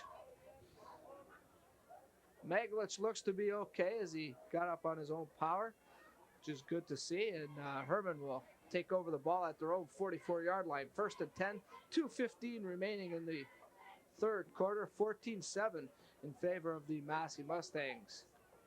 Dominic Papa along with Mike Morencie coming to you live from the Windsor Stadium as well. We have the Trillium 11 volunteer crew here with us tonight doing another great job for us. Brian Taffender helping us out with the stats, and my good friend Don Bondi helping out as well. I'll tell you, the Herman offensive front, Dominic, has really begun to come alive.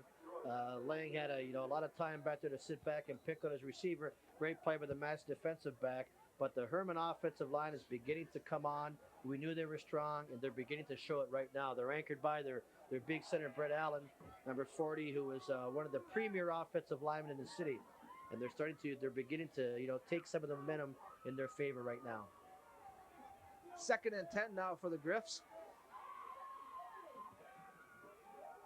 Hand off to Marks. He's got the first down and more into Massey territory, down to about the 47-yard line. A nice scamper there by number 33, Craig Mark. Seems to be a little bit of wearing down right now of the Massey defensive front. We're going to watch here in our replay the Green Griffin line come off, and they're going to get into people and create some great movement. Craig Mark gets up inside, turns on the jets, and he's been an outstanding running back in this league for a number of years and does a super job of getting down the field and getting the first down. Here's Banfield now. He may have picked up a couple of yards on that play, tripped up at about the 45. As we get the streamers going here at the Windsor Stadium. Got projectiles all over the place on the side. As long as they keep them out of the booth, that's all I care That's about. all I care about too, Mike. Not a Sports Shop along with us again this year to sponsor the Wexa Football Championships. Thank you to them. Located on Wyandotte Street.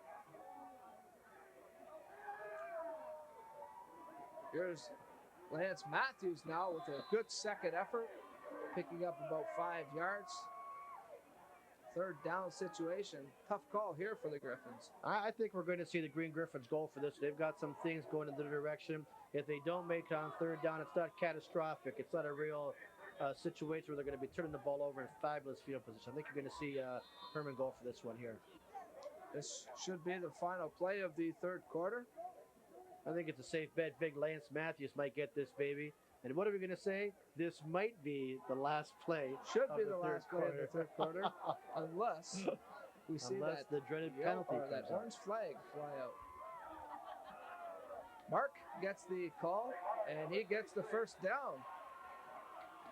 Nice effort there by Craig Mark.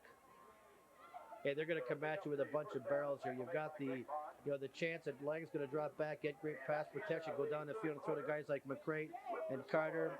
and you've also got the fine running attack from Banfield and Matthews and Marks. So a real dual team that can come after the Herman Green Griffins.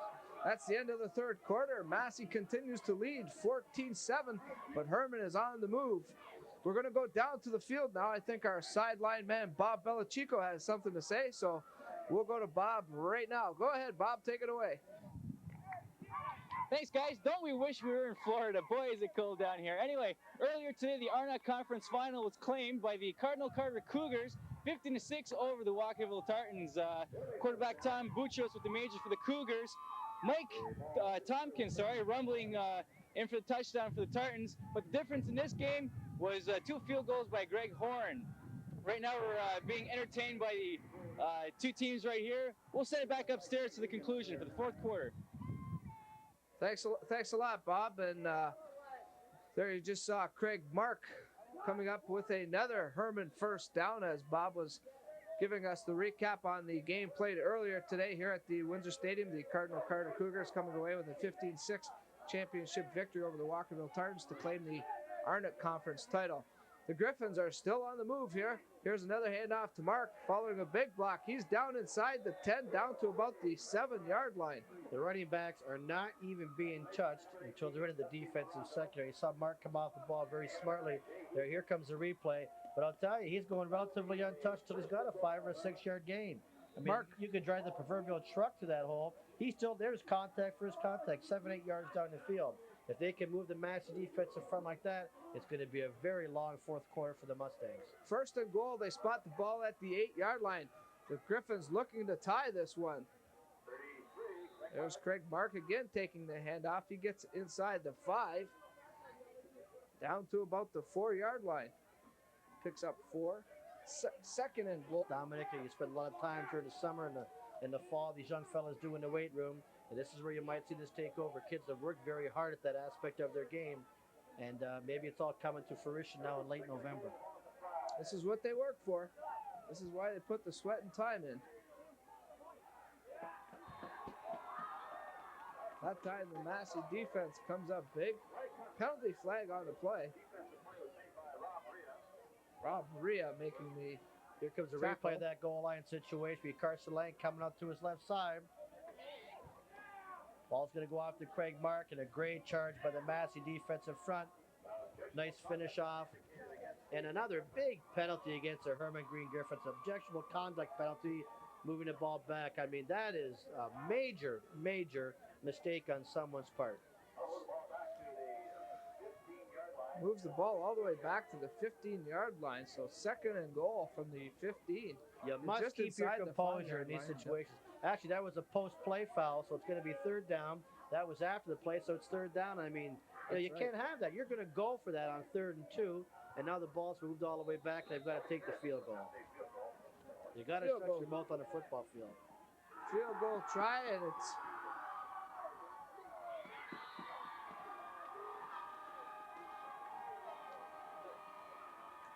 well, that has to be awfully frustrating for the Griffins to drive down the field like that and come away with nothing. They mounted a great offensive drive, moved that will down the field. Massey made one great play the whole drive to stop it.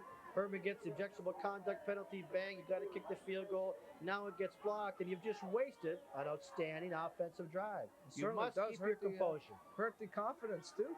And, Mike, you look at this game up to this point, Herman actually, if you think about it, really could be in position to be winning this game. They've self-destructed a couple of times. They've been clearly dominant the last, all through the third quarter and this early portion of the fourth quarter, but they don't have that much to show for it. It was a 6-point lead at half. Great domination. Hey, they're down by 7. 10 minutes to go in the fourth quarter. Massey takes over the ball. Here's DeRoche with a big hole. DeRoche turns upfield. He's still up. DeRoche is on his way if Magnus doesn't come up with that tackle. This game turns on the smallest of circumstances. We get the penalty down there in the 2-yard line, and bang, they get one big play. And now look, the ball's at the 45-yard line. This has been a 30-second turnaround of great proportions. Here comes the replay up on our screen right now. Little misdirection again. DeRoche coming up a nice hole. He runs through a tackle right there, gets his shoulder squared up, comes upfield, has a miss by the Herman defender. Hey, first down just like that. So, hey, 2 minutes ago, We're looking at the ball at the 2. Now it's Massey ball at the 45. Finley, number 20, carries that time. Gets out to about the 50-yard line. Picks up about 5 yards. Even if this drive Second fails and right 5. now, Massey must punt. It's been a successful drive for them. No question about it. Just like that, even if, as you mentioned, Mike, if Herman could have stopped them down at their end, they could have got the ball back in pretty good field position. But now, even if they stop them here, a good punt's going to put Herman back down in their 30 or 20-yard line. And 9:22 remaining in the fourth quarter. Time not yet a factor, but certainly has to be on the mind, in the back of the mind of the Herman coaching staff. Penalty flag on the play. Wakeman hands off to DeRoche. He's tripped up. He may have picked up a yard. Might be short of the first down. I haven't seen the preliminary indication yet. We will soon. We've got offside against the Herman Green Griffins. That'll give Massey a first down. I think they were short. Brian Taffer tells me they were short by a foot or two, and it would have been third down, and now we get first down in the penalty. Herman must stop making these mistakes.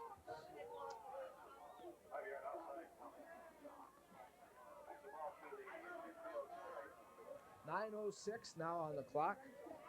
Massey continues to lead 14-7 and have taken over the momentum. Yeah, there's been some real ebb and flow, Dominic, during this game. Herman had some early stuff. The Massey ran about a bit of a 2-quarter binge. All Herman in the third quarter outside of that great first drive by Massey. And I thought really they were going to get back in the ball game. And now Massey starts to get back into the flow of things, and they're on a high right now.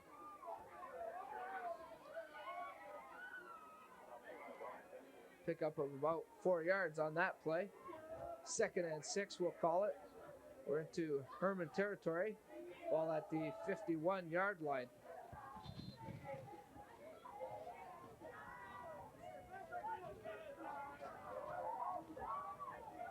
Second and 6 here. We're probably looking at a little bit of rollout action or something by Wakeman, some misdirection, play action, something such as that. We'll see what he comes up with. Big defensive down for the Herman Green Griffins right now. They must come up with a stop. Wakeman feeling some heat. And there's a big play by the Griffins. That's number 33, Craig Mark. Craig Mark came in untouched right there, and he didn't buy that play fake up on the inside. He put a nice hit on the Wakeman. That's a big play by a real fine football player. Here he comes, Craig Mark, unblocked. Wakeman tries to get away, and Craig just pushes him out of the ground. Doesn't really give him the big shot, but just does his job. He's a fine young football player making a big play after Massey had regained some momentum.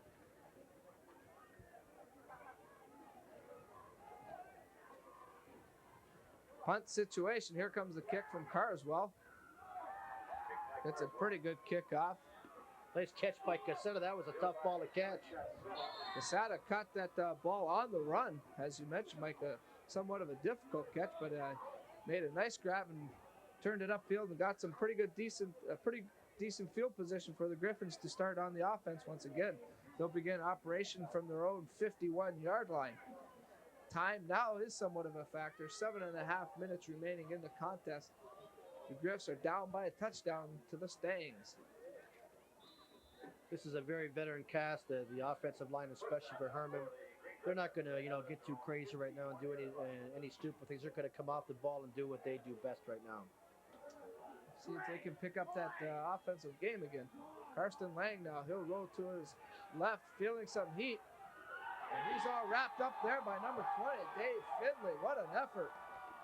I'll tell you, a nice effort by both young men there. Finley came through and got the shirt, got the shoulder pad there of Carson, but Carson hang on and try to drag him for a while. Here we go. We're going to see it in the replay. Finley coming in relatively untouched. We're going to have Lang on some roll action left. The backfield has been vacated.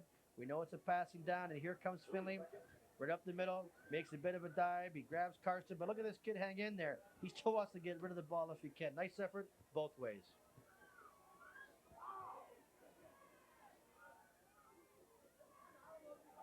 We're looking at now 2nd down and very, very long. 2nd and 16, they're calling it.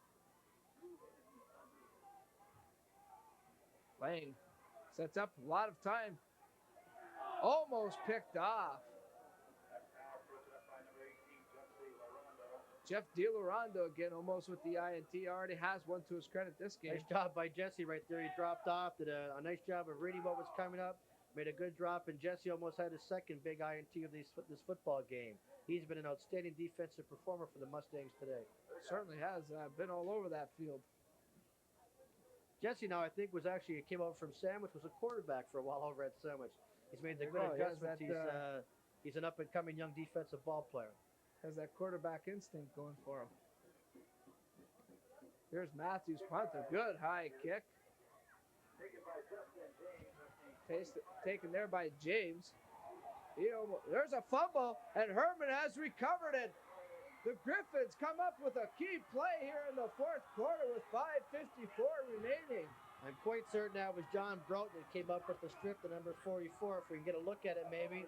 But he does a great job of getting down the field, making contact, and effectively stripping the ball from the punt return guy. And there's the big turnover we talked about. The Griffins will have excellent field position at the Massey 28-yard line.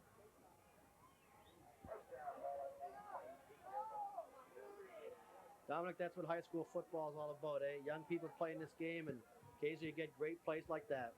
Just having a ball. Here's a big run by Matthews.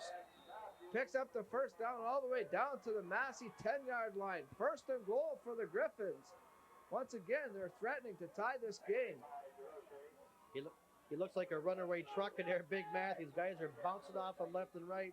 Hey, people are taking him on, but he's just running right through some tackles. A big, strong, young football player for the Green Griffs. Got him in great scoring position.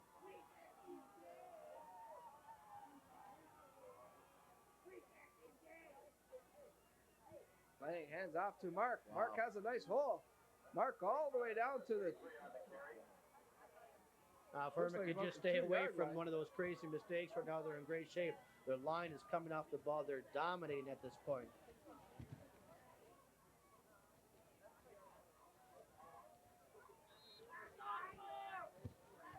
All right, here we go on second down now.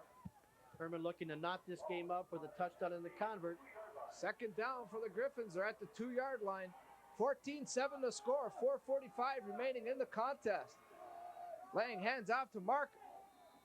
No way, says the Mustangs.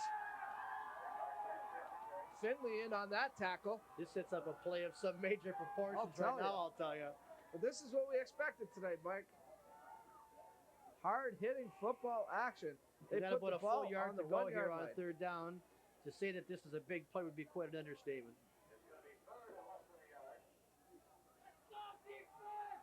It looks like Herman can get a first down. Just that yard marker is about a foot or so outside of the goal line. So they can get a first down. There is room for a first down. Let's see. Here we go. The keeper by Lang. Touchdown, Griffins. 14-13. Now comes the all-important extra point. And you mentioned, Mike, when Massey went to that 2-point conversion, how important that was to get that 2 points back. We've got a Green Griff down in the field right now. I can't see from here, Dom, who it is. Can't quite make out the number myself.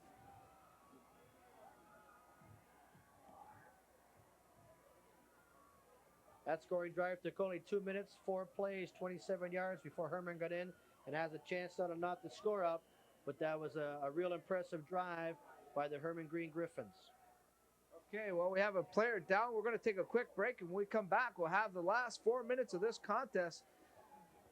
Massey leads at 14-13 with the all-important extra point coming up. We'll take a break right now. Welcome back to the Windsor Stadium. As you can see, the Herman fans cheering. We just had the extra point try. It's just a routine kick, Mike. They tied the game, 14-14. Hey, no big deal. Just no big deal. Not that much of an routine extra point. I was shaking in my boots here, Mike, hoping we didn't miss that. But these games turn on the littlest of things sometimes. You get the extra point, and it looks like such an easy play. We've seen a couple of botched ones today that have really affected the outcomes of games. We have a thriller going here at the Windsor Stadium. The Griffins have come back to tie it with 14 points in the second half. 14-14, the score between the Stangs and the Griffs. And 4 minutes remaining in the contest. Overtime looms. Don't say that word overtime. I sat here and froze my rear end off a couple of weeks ago. As I say that, Mike, my teeth chatter. I sat here from 7 o'clock until 11:45 just a couple of weeks ago. Well, with 4 minutes Here's left the down, you'd extra rather point, have right? nothing else. Here's the extra point going through by Stanzik. A nice job. Not this ball game up at 14. Here's the kickoff, back to live action. A short kick. The key point here, there's 3:55 left, but Massey has the ball. You'd much rather have the ball in a situation as opposed to defending the ball. Tackle made by Dave Reed and Dave Deschamps. So the Mustangs, Ryan Wakeman will begin operating the offense from his own 43-yard line. 3:50 and time counting down here at the stadium. It'll be first down for the Mustangs. They have it at their own 43-yard line. Ball on the 43-yard line on first down for Massey. Let's see what they come out with. Try to establish that running game a bit more. Go to the airways right off the bat. Hand off to Roche. No way, say the Griffins. They're one fired up ball team. That Red was Allen number did a great 40. job. Number 40 coming off the Red ball there and Allen. just taking care of that play all by himself. Massey has had their way with the Green Griffins with that misdirection action tonight. And that time all by himself, Red Allen snuffed that play out.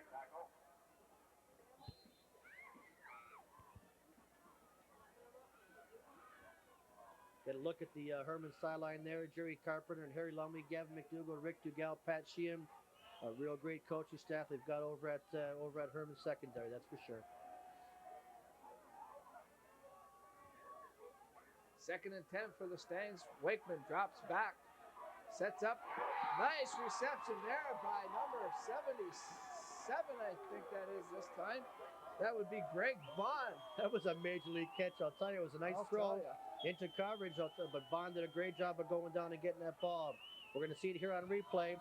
He's a cool customer, Wakeman. Comes on the play action fake, sets those backers up, steps, delivers, and Vaughn makes a great catch going to his knees to make that. He's made a couple of key receptions tonight, Mike. I'm impressed with the perimeter people on both of these football teams. Some quality football players taking part in this ball game tonight.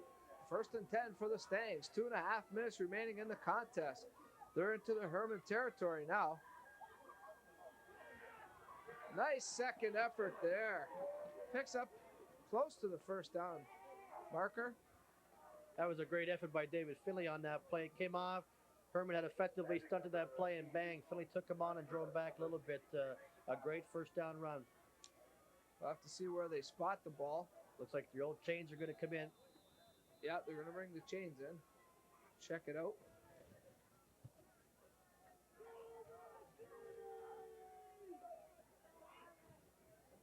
Here comes the chains. As we head that ball game this afternoon, we'd be remiss in not mentioning the two great coaching staffs that we have out here today. I got a real large staff on the Herman side with Jerry Carpenter and Harry Lumley. Like I said, Gavin McDougall, Rick Dugal running the defense over there, Pat Sheehan helping out with the lines. A bit of a smaller staff over here at Massey with Godfrey Deese and Bob Kolak, and but two great coaching staffs doing a great job with two fine teams. Certainly both teams well prepared for this one tonight. Second down and a long one for the Stangs. A very 2:15. long one at this point in the season. Certainly. Keeper by Wakeman, no problem. He has the first down and change. Ball will be set up at the 40-yard line. You see Massey just inching their way down the field now. Maybe two more first downs, and they're going to be in position to get in some kind of a kicking situation to try to win this ball game. Got a very proud bunch over there at Herman defensively. We're going to try to do the best job they can to thwart this drive and get their offense back on the field. First down, the ball at the Herman 41-yard line. So they're at the Herman 41-yard line now, and on the move the Mustangs are. Hand off to DeRoche. He turns upfield again, and he's close to first down yardage, maybe a couple of yards short. Picks up about 8. He has been a key performer today on that one play. We've seen it right, we've seen it left. He's a hard-running guy running that action right there. Here comes the replay, if we can see it up on our screen. He's coming from a bit of a wing set here. He gets the ball, and he turns that ball upfield real quick. Massey offensive line getting off the ball, creating a gaping hole, and when DeRoche gets there, he knows what to do with it.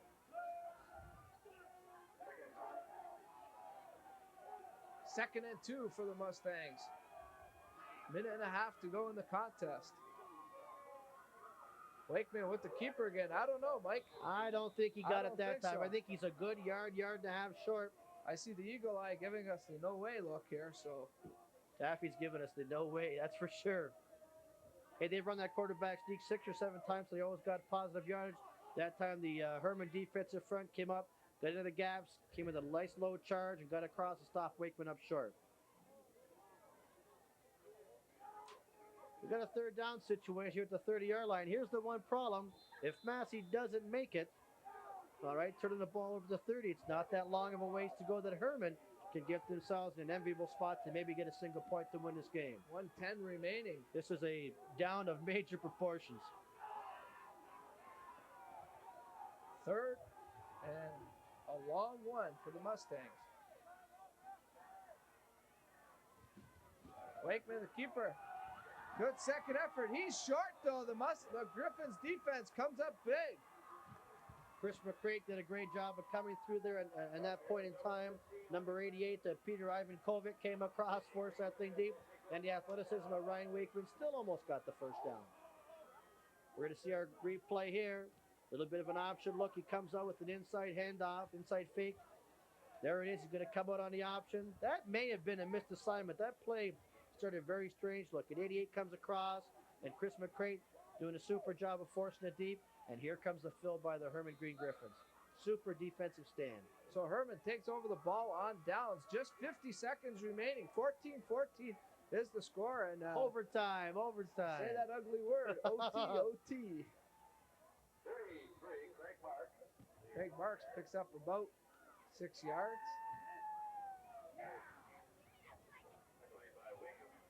Oh, that was a big down by the Herman defense. They came up large in that situation to stop Ryan Wakeman short of the first down. And now Massey's got a shot at her. Herman, has a shot at it. Only 40 seconds left in the ball game. Overtime is looming. Oh, Craig Mark rips off a big gain on 2nd down and 5. That's about a 20-yard gain on 2nd and 5. Hey, the wind is in Herman's favor right now. That's right. Big Lance Matthews. Here comes a replay. Craig Mark running hard up on the inside. That fine Herman offensive line getting off the ball, creating a gap, and Craig Mark knows what to do with it. Get those shoulders turned upfield and attack that thing. And look who makes the tackle, Mr. DeRoche, who's had an outstanding game for Massey. We're going to be a barn burner of a finish here. Carson Lang made a great first down toss to Craig Mark out of the backfield for a 14-yard gain and a first down. 11 seconds, Mike. What do you do here? Well, here comes Looks like Harry. Coach Lumley. He's coming out right now.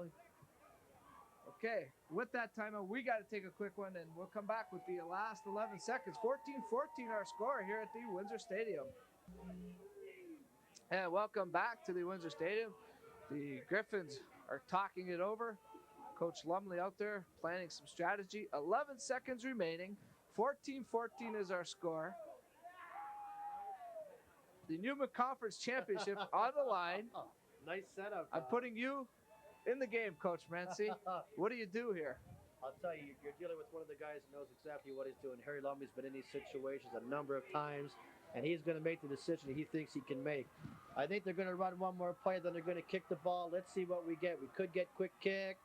And we're going to get a little throw to the sideline. Boy, we don't want to make a turnover. What a gutsy call by Coach Lumley. 5 seconds remaining. I'll tell you, Massey had the one defender way deep, and we had some people open because Massey had the one guy 25 yards deep. That's a great call, I think, by Coach Lumley, trying to move the ball further down that he can get things going with here. Like I said, Harry's been involved in those types of situations. He was in that tremendous overtime game a couple years ago with Massey. He's been involved in those situations. He's a cool customer. He took his time getting out there and no rush. Let his kids know what they wanted to do. So now we'll see. Lance Matthews is back there. He's going to punt. 5 seconds remaining. We're in the old kickback situation here. If the ball gets caught too deep, Massey's just going to kick it right back out. All they have to do is down this thing now. They're nice and simple. Takes a massive bounce, and that's going to end the fourth quarter. We're going to overtime.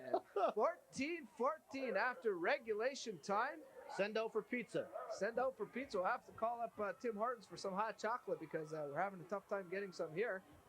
So we'll take a quick break.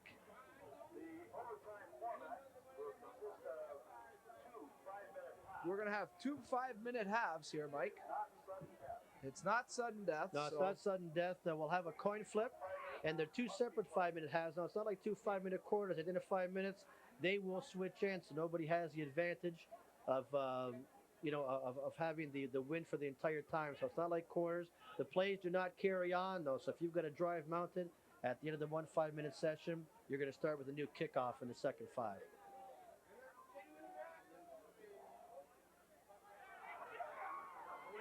A couple years ago, we had these same 2 teams hooked up, but they went to a monumental overtime affair that went on for quite some time, and Herman finally ended up winning it after we'd been here for quite a bit of extra time. But these 2 teams have been in this situation before, that's for sure. Certainly, these 2 programs have to be commended. Herman and Massey, always near the top in high school football, every year. I think you've got some constants here. You've got the man who started the tradition at Herman, Godfrey. He's coaching on the Massey sideline.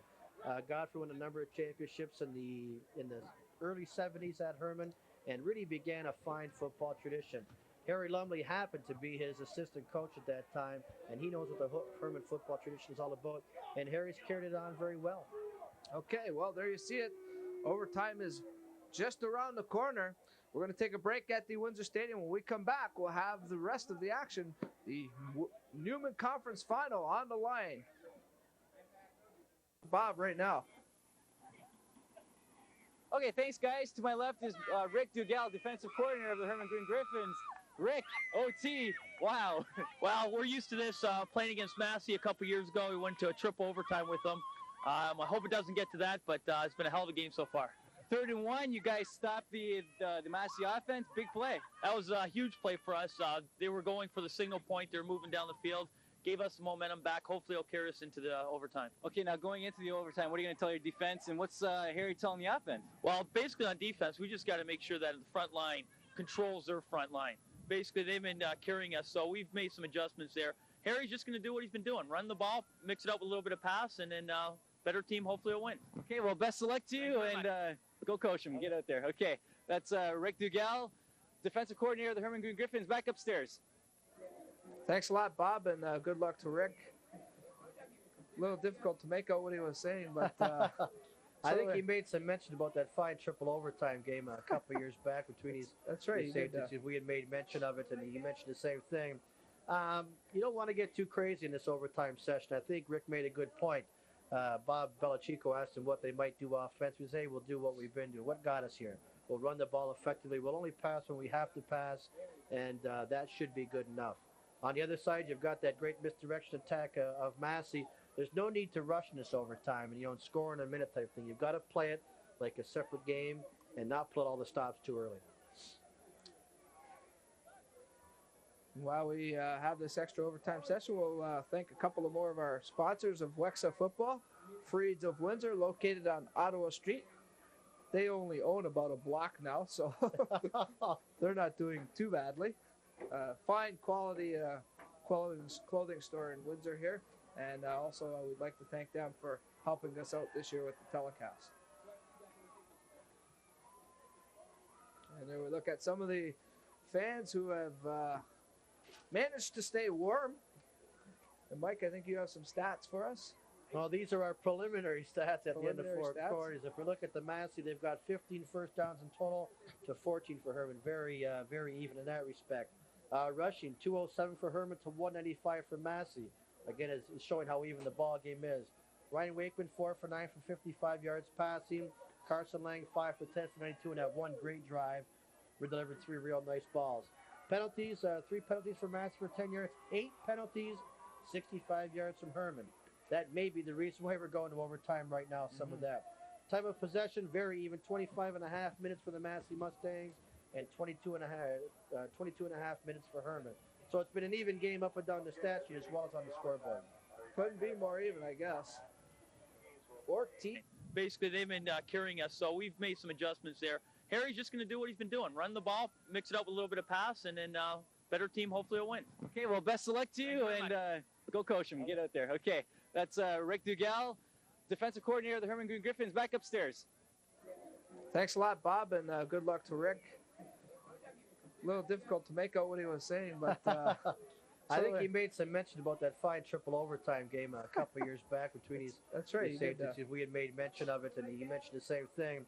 You don't want to get too crazy in this overtime session. I think Rick made a good point. Bob Belichico asked him what they might do offensively. He said, hey, we'll do what we've been doing. What got us here? We'll run the ball effectively. We'll only pass when we have to pass, and that should be good enough. On the other side, you've got that great misdirection attack of Massey. There's no need to rush in this overtime and score in a minute type thing. You've got to play it like a separate game and not put all the stops too early.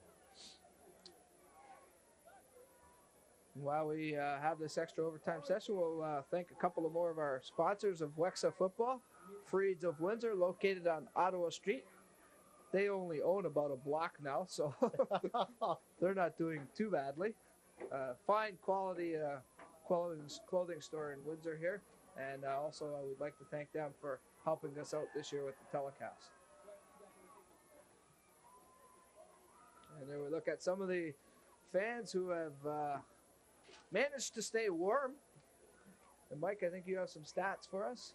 Well, these are our preliminary stats at the end of four quarters. If we look at the Massey, they've got 15 first downs in total to 14 for Herman. Very even in that respect.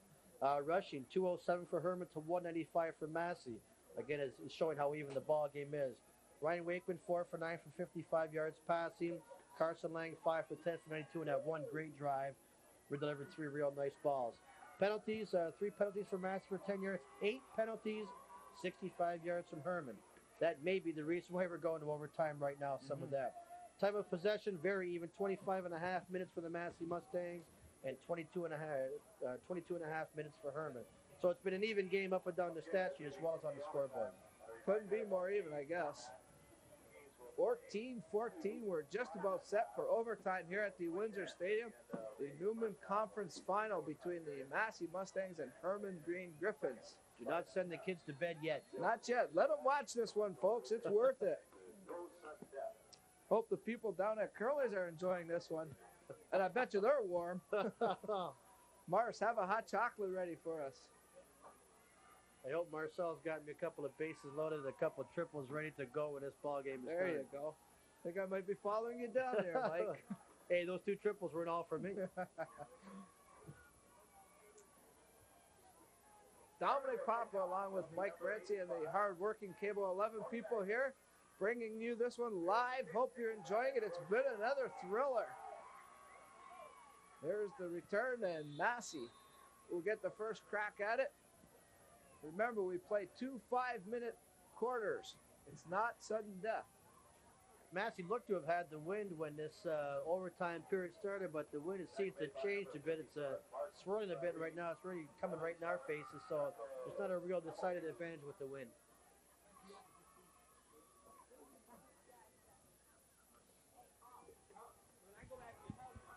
Here again, we're looking at the overtime session. You don't want to get anything too fancy here. Do what got you here. I know that's not proper English, but that's what they've got to do on the offensive side. Don't get nuts right here, and just do the things that you do very, very well. That was Finley carrying. He picks up about 6 yards. Tackle made by Myers, number 13, Wellington, number 60.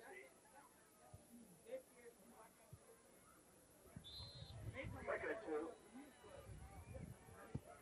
I don't know if it's me, Dominic, but it seems to be getting quite a bit colder out here in the last half hour or right so. Now. I think everybody's feeling it up here. Mike. We're in a booth, and Got that we're gust of Arctic north just came in. We're sheltered from the wind, but of course, Coach Taffenter, no problem for him. And Wakeman slips on the play, still up though. Finally, he's hauled down. Ball a little bit greasy, right in a tough time getting the handle. Dave Reed came in from his outside linebacker spot and forced him into a bit of a short yardage play there. So that will nullify the Mustangs from moving any further. Punt situation. Carswell's in the game. Going back for the Griffins. Looks like Kevin Cassetta and Tony Maglick back deep. Here's Carswell's punt. He has the wind with him. Maglich will field it. He runs right, looking for some blocks, has to put on the brakes, pulls up, finally turns up field, picks up maybe 2 or 3 yards, and the Griffins will start at their own 33-yard line. 3.5 minutes remaining in the first 5-minute overtime session. And it is a cold one out here tonight, folks. You hate to see anything of this magnitude, this kind of a game get decided by a turnover. They're young football players playing this game, but you'd be surprised at the level of play in this overtime. The kids really handle themselves very well. 1st and 10 for the Griffins at their own 33-yard line. Carswell hands off to Mark, who had an excellent second half here tonight. Lance Matthews had an outstanding block on the corner linebacker. Just leveled him and opened up that hole And for he's Craig still Mark. down right now, Mike. Oh, he's shaking up pretty good. Lance Matthews has been a premier performer this evening with both running the ball and blocking. We're going to see it right here up on a replay screen. Watch Matthews. He's alone. He gets up inside, makes a great block right to his back, and sets up a super situation for Craig Mark. Like I said, Craig, being the great running back he is, he knows what to do with it. Get your face up that hole and get north and south. That was number 57, Scott Cooper, shaking up on the play. Up on his own power. Glad to see that. I'm sure we'll see him back in the game. 3 minutes remaining in the first 5-minute overtime session. Hand off to Matthews. He picks up about 6 yards. Gets across the 50-yard line to the Herman 51, 2nd and 4. We'd like to thank Pepsi Cola Canada as one of our sponsors tonight, helping us out with Wexa football. Second down and short, the Griffs are looking at here. Nice situation, run or pass.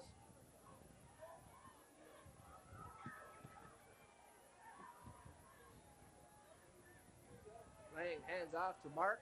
He'll be short of the first down. Short of the first down there.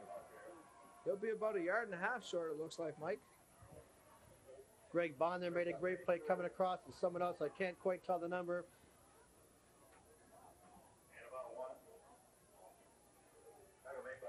So 3rd and 1 now. Looks like Coach Lumley is going to go with his punt unit.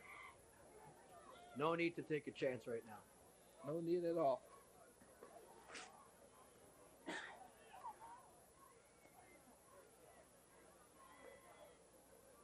Matthews sets up in punt formation. High snap, but Matthews That gets was well it down. 2nd and 5 now for the Mustangs at their own 36-yard line. Wakeman takes this snap, hands off. Nice coverage there by the Griffins.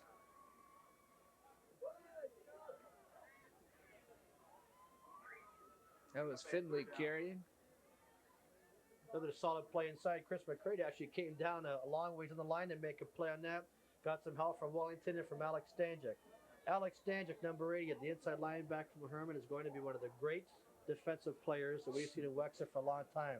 He's just a young kid, just learning how to play the game, but he comes with great intensity each and every down. He is going to be a fabulous player in this football league before he's done with his career at Herman. Carswell punt, not a good one.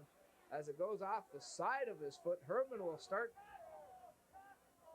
on the offense with excellent field position. See where they spot that one. Looks like about the 52, I guess. Their own 52, though, Mike. Massey's own 52-yard line. So not a good time for Carswell to. Well, we've only got 51 seconds, though, so it could have come at a better time. Let's put it that way, with less than a minute left. So Herman with excellent field position to start this offensive drive off. Karsten Lang, number 3, at the helm of the Griffin offense. Drops back, looks over the middle. What an effort there. They're calling it incomplete. But certainly the effort looked good there by That was number Chris McCrate, 5. number Chris 5. McCrate. Here comes the replay. Chris hasn't gotten the ball a great deal. He's done a tremendous job. A little bit of a delay, a little slow block. Came out the delay.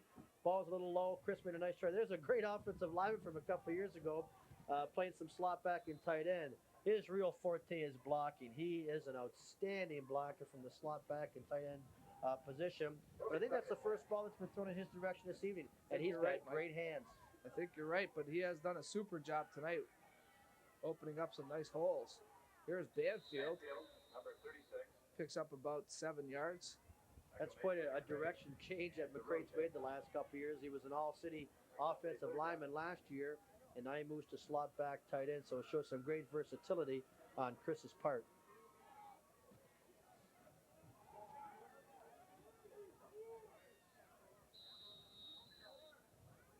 Well, Matthews is going to have to hoof this one a ton. I'll tell you, they have the wind.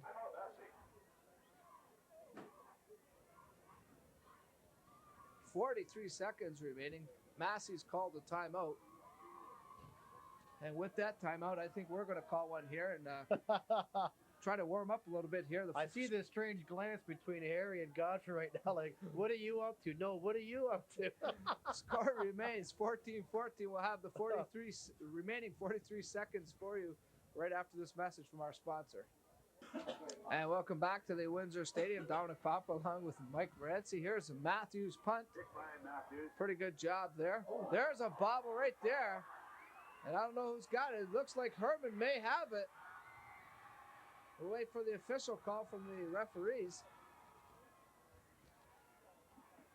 Herman's even pointing to Massey, so it must be Massey. No, they gave it to Herman. the Herman kid Griffins had the come call up with wrong. the fumble.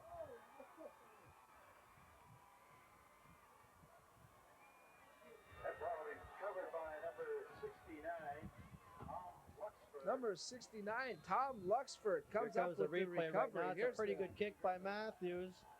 And we're going to see the Massey returner have to make the catch on the run. And the ball hits him, bang, right in the breadbasket and pops out, and Herman recovers. Back to live action, and Marcus tripped up. Oh, he had a great hold. He was actually tripped up with the legs of Banfield. Banfield was doing a good job blocking, and Craig ran over the back of his legs, and it tripped him up.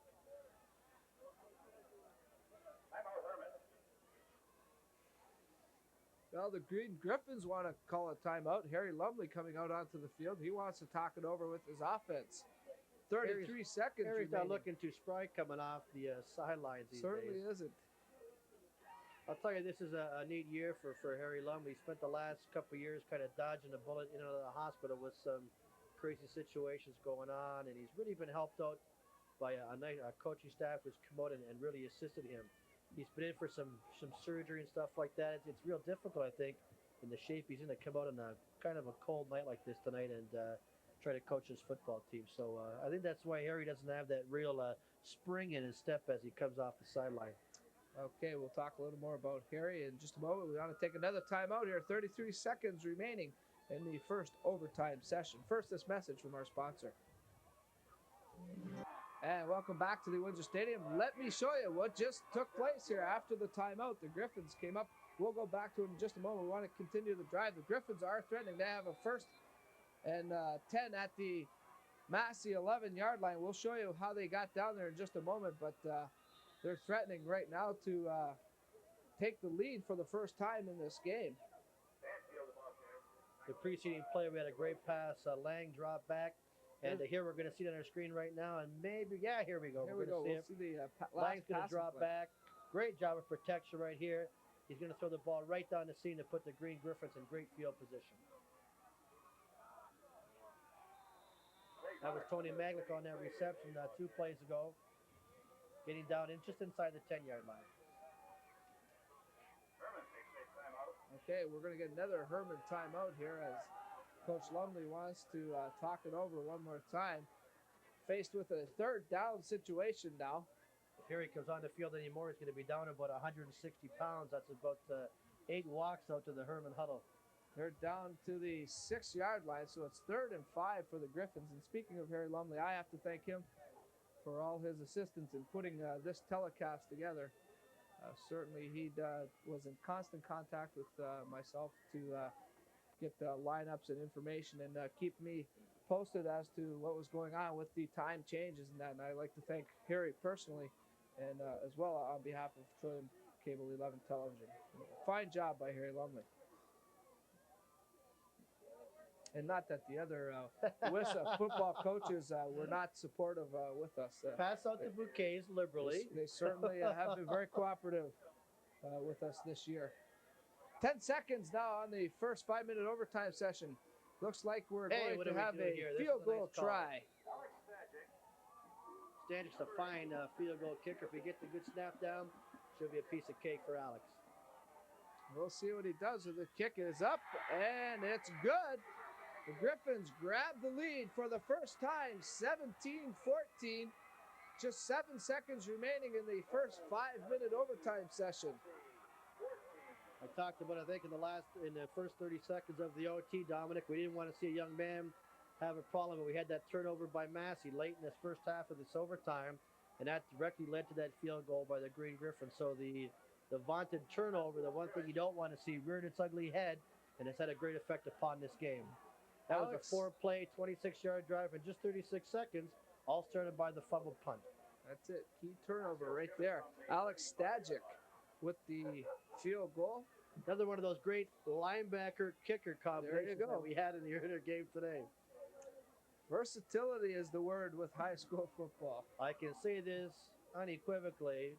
Alex Stanchik is the toughest kicker that I have ever seen. I wouldn't want him kicking me around. I'm not even going to hedge to take a guess. If there's any tougher ones than him. He's a real fine young football player. Wakeman drops back. He looks downfield. He's going to be picked off here. That's number 99, Dan Prishak. They're calling it incomplete. I missed something there. I don't know. I don't know if we'll be able to see that one again, but obviously we were shielded from something. Something, the glare of the lights or something, because it looked like Prishak caught that one. But he's not arguing it, so I'll tell you, here comes we're going to get a look at it. Here what we missed possibly. I might be asking Coach Tavender for those extra pair of eyes in his. Here's the pass. He must have bobbled it right there as he was going down. Wakeman tries to set up the screen. Pass incomplete. That'll end the first 5-minute overtime session. That screen was picked up by Keith Carter, number 13, and Brinkley got over there, and even if that ball was complete, that play was going. And Massey 14. So it's 17-14 in favor of Herman over Massey. And I think we're going to take a quick break here at the Windsor Stadium, have a little breather, and we'll go to these messages from our sponsors. And welcome back to the Windsor Stadium. Dominic Papa along with Mike Morencie. We're coming to you live from the Windsor Stadium, the Newman Conference final between the Massey Mustangs and Herman Green Griffins. We're just about set for our second 5-minute overtime session. The Herman Green Griffins, as you just saw, lead at 17-14.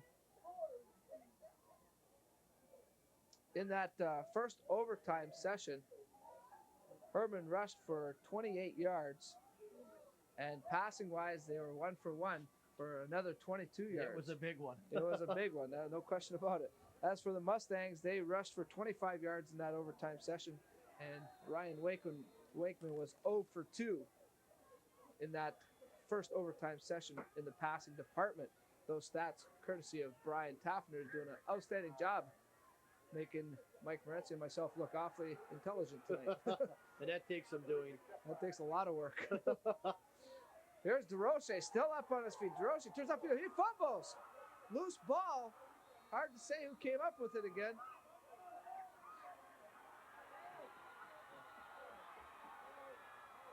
Oh, they're calling it Massey's ball. We'll wait for the official call. Have we got a call from the officials yet? That's going to be Massey ball, Dominic. Okay, Massey recovers the fumble. So big break there for the Stangs. Going to see this on our replay right here now. The kickoff by Maglitz for Herman. Does a nice job on low line drive. Real tough to handle on a slick field like tonight. As the weather gets cold, this field is going to get slicker and slicker as we go along. Hiroshi has a tough time getting a handle. Once he picks up, he begins his move left. And this young fella has had just a great game tonight. The Mustangs are trying to get some great field position. Herman's all over him here. And we got the ball squirting out. Right there. And back to live action. Oh, that was a nice shot by Alex Stanczyk. Just gave up number 80. You saw what kind of an explosive defensive player he is. Closed the ball very quickly and put a good shot on Ryan Wakeman. Wakeman with the keeper. He picks up approximately 3 yards. 2nd and 7 now for the Stags. Our old friend David Reed made a great play to the right side corner. Forced Wakeman up inside. Had to take the ball and run, and then Stanczyk made a great play, closing very hard to the football. Ball on the Massey 28-yard line. Some upcoming sports here on Trillium Cable 11. The 3rd Wexa Football Championship game, of course, features the Wilson Conference Final between the Villanova Wildcats and the Bell River Nobles. We'll have that for you on Saturday evening, November 27th, 7 p.m. live right here from the Windsor Stadium. I'll be back along with my color man tonight, Mike Morencie, to bring you that game. Should be another good one. I don't know if it can get much better than this one was tonight, though, I'll tell you. Finley bobbles that pass, is unable to control it. So now Coach Godfrey Janice is faced with a 3rd down, and they're calling it 8 yards. Punt kick by Maglik set this situation up. He drove the ball deep into the corner. DeRocha had a tough time fielding that ball, and now the Herman defense has risen to the occasion, forced a 2 down and out, and now Massey is punting from less than enviable position. So Carswell sets up, stands at about his own 18-yard line.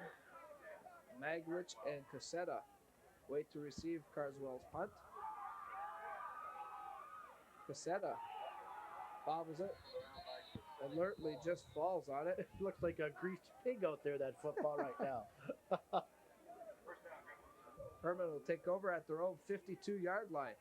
They lead at 17-14, 3:12 remaining. In this situation, this point of the ball game with the field conditions the way they are, I think it's always best for young punt returner. Just let that ball fall. Hey, if it rolls 10 yards deeper, almost who cares? At least you're going to get the football. You try to make that running catch, and some crazy things are going to happen. We've seen it twice already. Kids trying to make big plays, having a tough time coming up with the ball.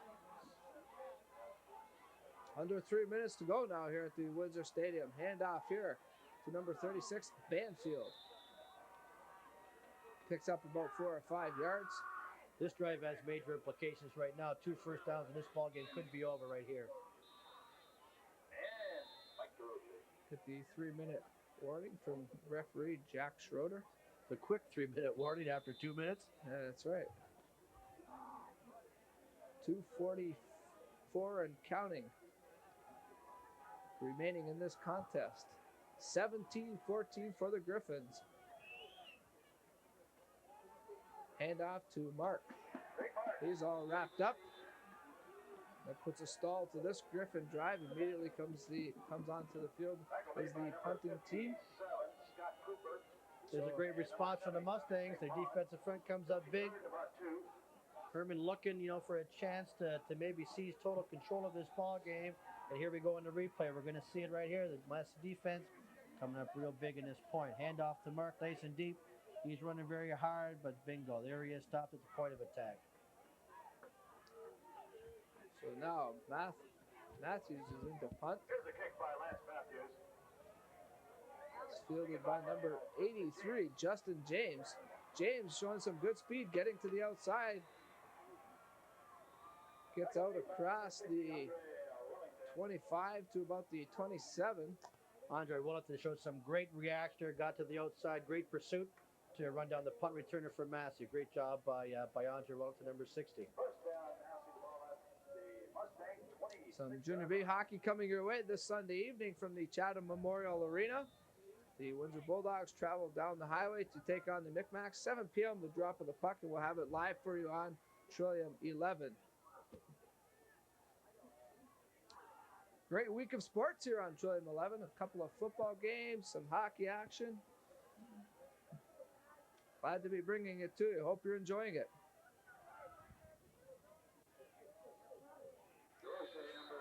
Roche picks up 3 yards.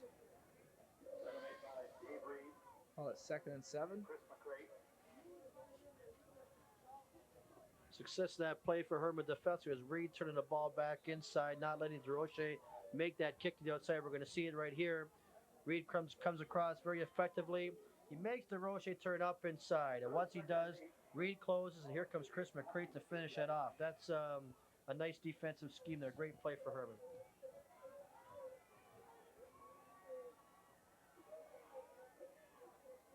Time now very much a factor for the Mustangs. Wakeman looking downfield, trying to buy some time. He'll be taken down. Number 5. Chris we talked McCrate, about him. Real big Chris play McCrate. defensively. Hey, the big thing on pass rush, Dominic, is, you know, you say it's about 90% heart and about 10% technique. We're going to see this on our replay. Wakeman running out to his left, and McCrate just keeps right on coming. And we know how much of an athlete Ryan Wakeman is, but here comes McCrate. He gets off his block. He goes through another blocker, defeats 2 blocks, all out pursuit to bring Wakeman down. That's a big-time play by number 5, Chris McCrate. And right behind him, number 54, Dave Reed. Again. Massey elects to punt. Here's Carswell's kick. Fielded by Cassetta. Cassetta looking for a couple of blocks, makes a couple of nice moves, and Massey will have to use their timeouts here quickly, and I mean, of course, it's got to be a 2 downs out to give them any chance to get the ball back to move down the field. 1:09 remaining in the second 5-minute overtime session. Herman with the ball at the Massey 40-yard line. They lead at 17-14. Some more Junior B hockey coming your way here on Trillium 11. A week from tomorrow, we'll be at the Leamington Recreation Center as the Sarnia Bees take on the Flyers. The battle between first and second place teams in the West Division should be a good one right here on Trillium 11.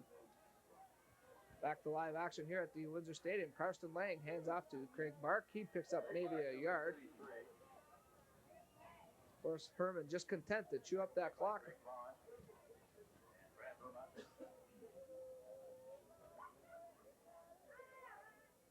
.105 now remaining. Griffin fans Going to time out by Massey, trying to conserve as much time as they possibly can. Of course, the entire season rides on this next play. You've got Herman trying to get the necessary first down, the next one, to seal their fate and, seal Massey's fate, that is, and push up to the Newman Championship. And they got Massey. Hey, they've got to stop Herman on this down, at least to give themselves a shot. 2nd and 9. Massey has called a timeout right now. 2nd down and 9, though, as Mike just mentioned. Ball on the 39-yard line of the Mustangs. 1:05 remaining on the clock. 17-14 in favor of the Griffins. They are down at 1 point, 14-0 in this one. I think we've just seen Dominic in the last 10 minutes of action, the overtime. Herman coming on. The offensive and defensive fronts. Just chipping away at that thing, and Massey really had it going their way early in the 3rd quarter. And we've seen from that point on, Herman just chip away, become a little bit more of the dominant team over the latter part. A lot of that's due to the great physical size of Herman. I think you mentioned it a little earlier, Mike. I think Herman physically wore down the Mustangs. Yeah, and it's showing up. Two real fine teams, but I think we're starting to see a bit of that right now. But I'll tell you what, the Massey Mustangs have a great deal of heart, and they want one more shot at this thing. Let's see how they do here on this play. Nice safe play by Carson Lang. First down. He'll be close. Hard to tell from this point of view. We'll have to see where they spot the ball. Excellent piece of running by Carson Lang. No chance there for a turnover. He just takes a snap from center. He's going to run the ball. He's very close to a first down. This is safe. You've got a heady kid making a heads-up play right here. He's going to roll out, get behind some great blocking, and going to pick his way up the field. And there you see the last play here. There's Lang picking up the yardage, and we're getting the chain out right now. And 3rd down and inches. There's a good look at it. Nice camera work there. 3rd and inches. Massey is gasping, but still there. Now, Massey will call another timeout. 59 seconds remaining. That'll be Massey's last timeout. So if they do happen to stop Herman here, we're going to have a little bit, not that much time to get that tying score. Okay, and we're going to take a timeout at the Windsor Stadium. When we come back, we'll have the remaining 59 seconds. Herman leads it 17-14 over Massey. Welcome back to the Windsor Stadium. Dominic Pop along with Mike Morencie, Bob Belichico, Brian Taffender, and the rest of the Trillium 11 crew here, braving out this frigid night in Windsor. It's a cold one, folks. 59 seconds remaining. Here's the elephant backfield. 2 tight ends, 4 running backs for Herman. They're loading up. Fumble on the play. Massey's going to get the ball. Do you believe it? Well, we've had a little bit of everything tonight here. Well, we said Massey was gassy, but they do have their shot. There is some life. They've got a great athlete at the controls. We'll see what Ryan Wakeman can do. But Herman provided them with an opportunity to get back. On the replay, we're going to see here 2 tight ends, 4 running backs. Carson Lang comes right behind center Brett Allen. He's going to try to get that first down, and the ball squirts loose immediately. Never had a handle on it. Craig Mark picks it up, tries to get to the line. Massey does a great job. You're right. Never did quite receive. It isn't a great shot, but it's a shot that Massey has here. 55 seconds, and Massey's at their own 33-yard line. Let's see what they can do. Kevin Cassetta is 40 yards deep as the free safety right now. Wakeman sets up, hits Durocher with the pass. He picks up about 7 yards. So it'll be 2nd and 3. Massey's got to get up on the line of scrimmage real quick here, get this play set to go. We're going to see the replay right here. Wakeman drops back. Pretty solid protection by Massey, but boy, we've got these Herman kids way off line of scrimmage. He mishandles the ball, picks it up. Very athletic move to do that. Sets his feet, throws for a short gain. Herman doesn't mind these 5- and 6-yard gains. That's not going to cause him any problems. 2nd and 3. Wakeman again drops back, looks downfield, pumps. Now he's going to go deep. He had Greg Bond in the area, number 77. Bond stopped running, though.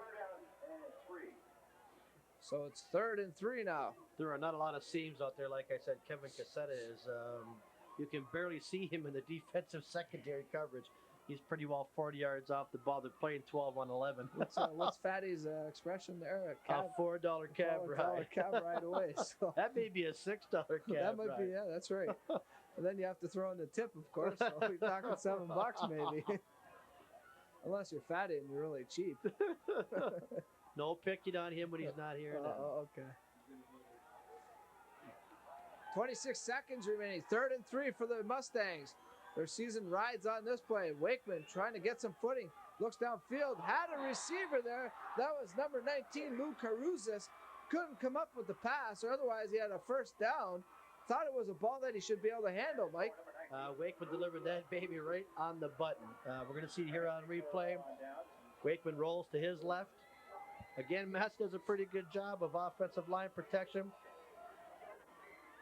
Boy, the footing looks terrible out there in that middle portion of the field. Ryan sets himself, delivers a strike, and Louis Caruzas has a tough time coming up with the ball. It's a pretty slick ball, probably. The number of times those balls have been on the ground tonight, I'm sure they're covered with mud and some dew and everything else. So that pretty much could be the game, Mike. Yeah, we're just going to see. There's a fumble. Unless, of course. I was going to say we're going to see a very simple knee touch. Nothing simple. Not so simple. 18 seconds remaining. It's 2nd down now, and Herman loses a couple of yards on that play. They're operating at the Massey 40-yard line. And now the crowd has filed down onto the sidelines of the field. Countdown is going. Herman's going to be crowned the champions of the Newman Conference. That'll do it, folks. The final buzzer goes. The Herman Green Griffins have defeated the Massey Mustangs 17-14 and win the Newman Conference Championship. Congratulations to them. The Herman Green Griffins 17 and the Massey Mustangs. Hey, we're looking at the wild scene right now on the field. A bunch of jubilant fans from Herman out on the field congratulating their football team that's just capped an undefeated season to become the Newman Conference champs. A tremendous comeback. We talked about 1-6 last year. coming back to have an undefeated season this year and being crowned Newman champs. What a great turnaround for the Herman Green Griffin football program. Great comeback, a great contest. I think it was everything that we expected, really, Mike. I'm really not surprised with the performance that was put on for us tonight. These two teams came up with just a great outing, and certainly we anticipated a hard-fought battle, and that's exactly what we had on this field tonight. It's really unfortunate. I know we always hear this a lot of time in sports that one team had to lose, but just the same, it was a gutty performance by both squads. Massey was extremely valiant in defeat tonight. They a little bit undermanned, quite a bit smaller. Herman had a lot of the guns and a lot of the horses, and we saw a tremendous performance by the Massey Mustangs. We talked about that athleticism of Ryan Wakeman. Well, it came to pass this evening. We saw the emergence of one of the next great quarterbacks in this city. And with some fine play from Mike DeRoche and people such as that, Herman had all they could take from the Massey Mustangs tonight. There you can see the scene on the field here at Windsor Stadium. We're going to take a quick timeout ourselves here. When we come back, we'll have all the final stats for you. And Bob Belichico, I'm sure, will have something for us down on the field. We'll be back right after these messages. At participant. On the field here at Windsor Stadium, the Griffins receiving the hardware, the Newman Conference Championship trophy. I'm sure we'll see it hoisted in a second. This time I'd like to extend congratulations to both these teams. An outstanding high school football. While we're looking at the scene on the field, let me pass along some stats. There you see the trophy being hoisted. Much deserved championship to the Griffins, but some stats on the game. Massey had 15 first downs. Herman also had 15 first downs. Rushing, the Mustangs ran for 224 yards. Herman ran for 250 yards. Passing, Wakeman was 5 for 10 for 62 yards. The team had a total of 286 yards. As for Karsten Lang, he was 5 for 10 for 92 yards. Herman had 342 yards on the night. Penalties, Massey was penalized 3 times for 10 yards. Herman 8 times for 65 yards. Turnovers, each team had 3 turnovers. And time of possession, very even. 30 and a half minutes for Massey, 27 and a half minutes for the Green Griffins. So really, you look at those stats, and very even right down the line. Thanks to Brian Taffender for all his help tonight with the stats. An excellent job done by him. But like I just mentioned, Mike, very even right down the line. We had 2 evenly matched teams, but 2 very different types of teams. We talked about from the outset of this ball game prior to 7 o'clock, the power versus some guile and athleticism. Not to say that Herman doesn't have a pile of great athletes, but you had power football on one side versus a team with some great deception and things such as that in the face of Massey, and then it was a real outstanding final, and both teams should be congratulated. Very entertaining game for the Newman Conference Championship this evening. We've had 2 very entertaining games today, Mike, and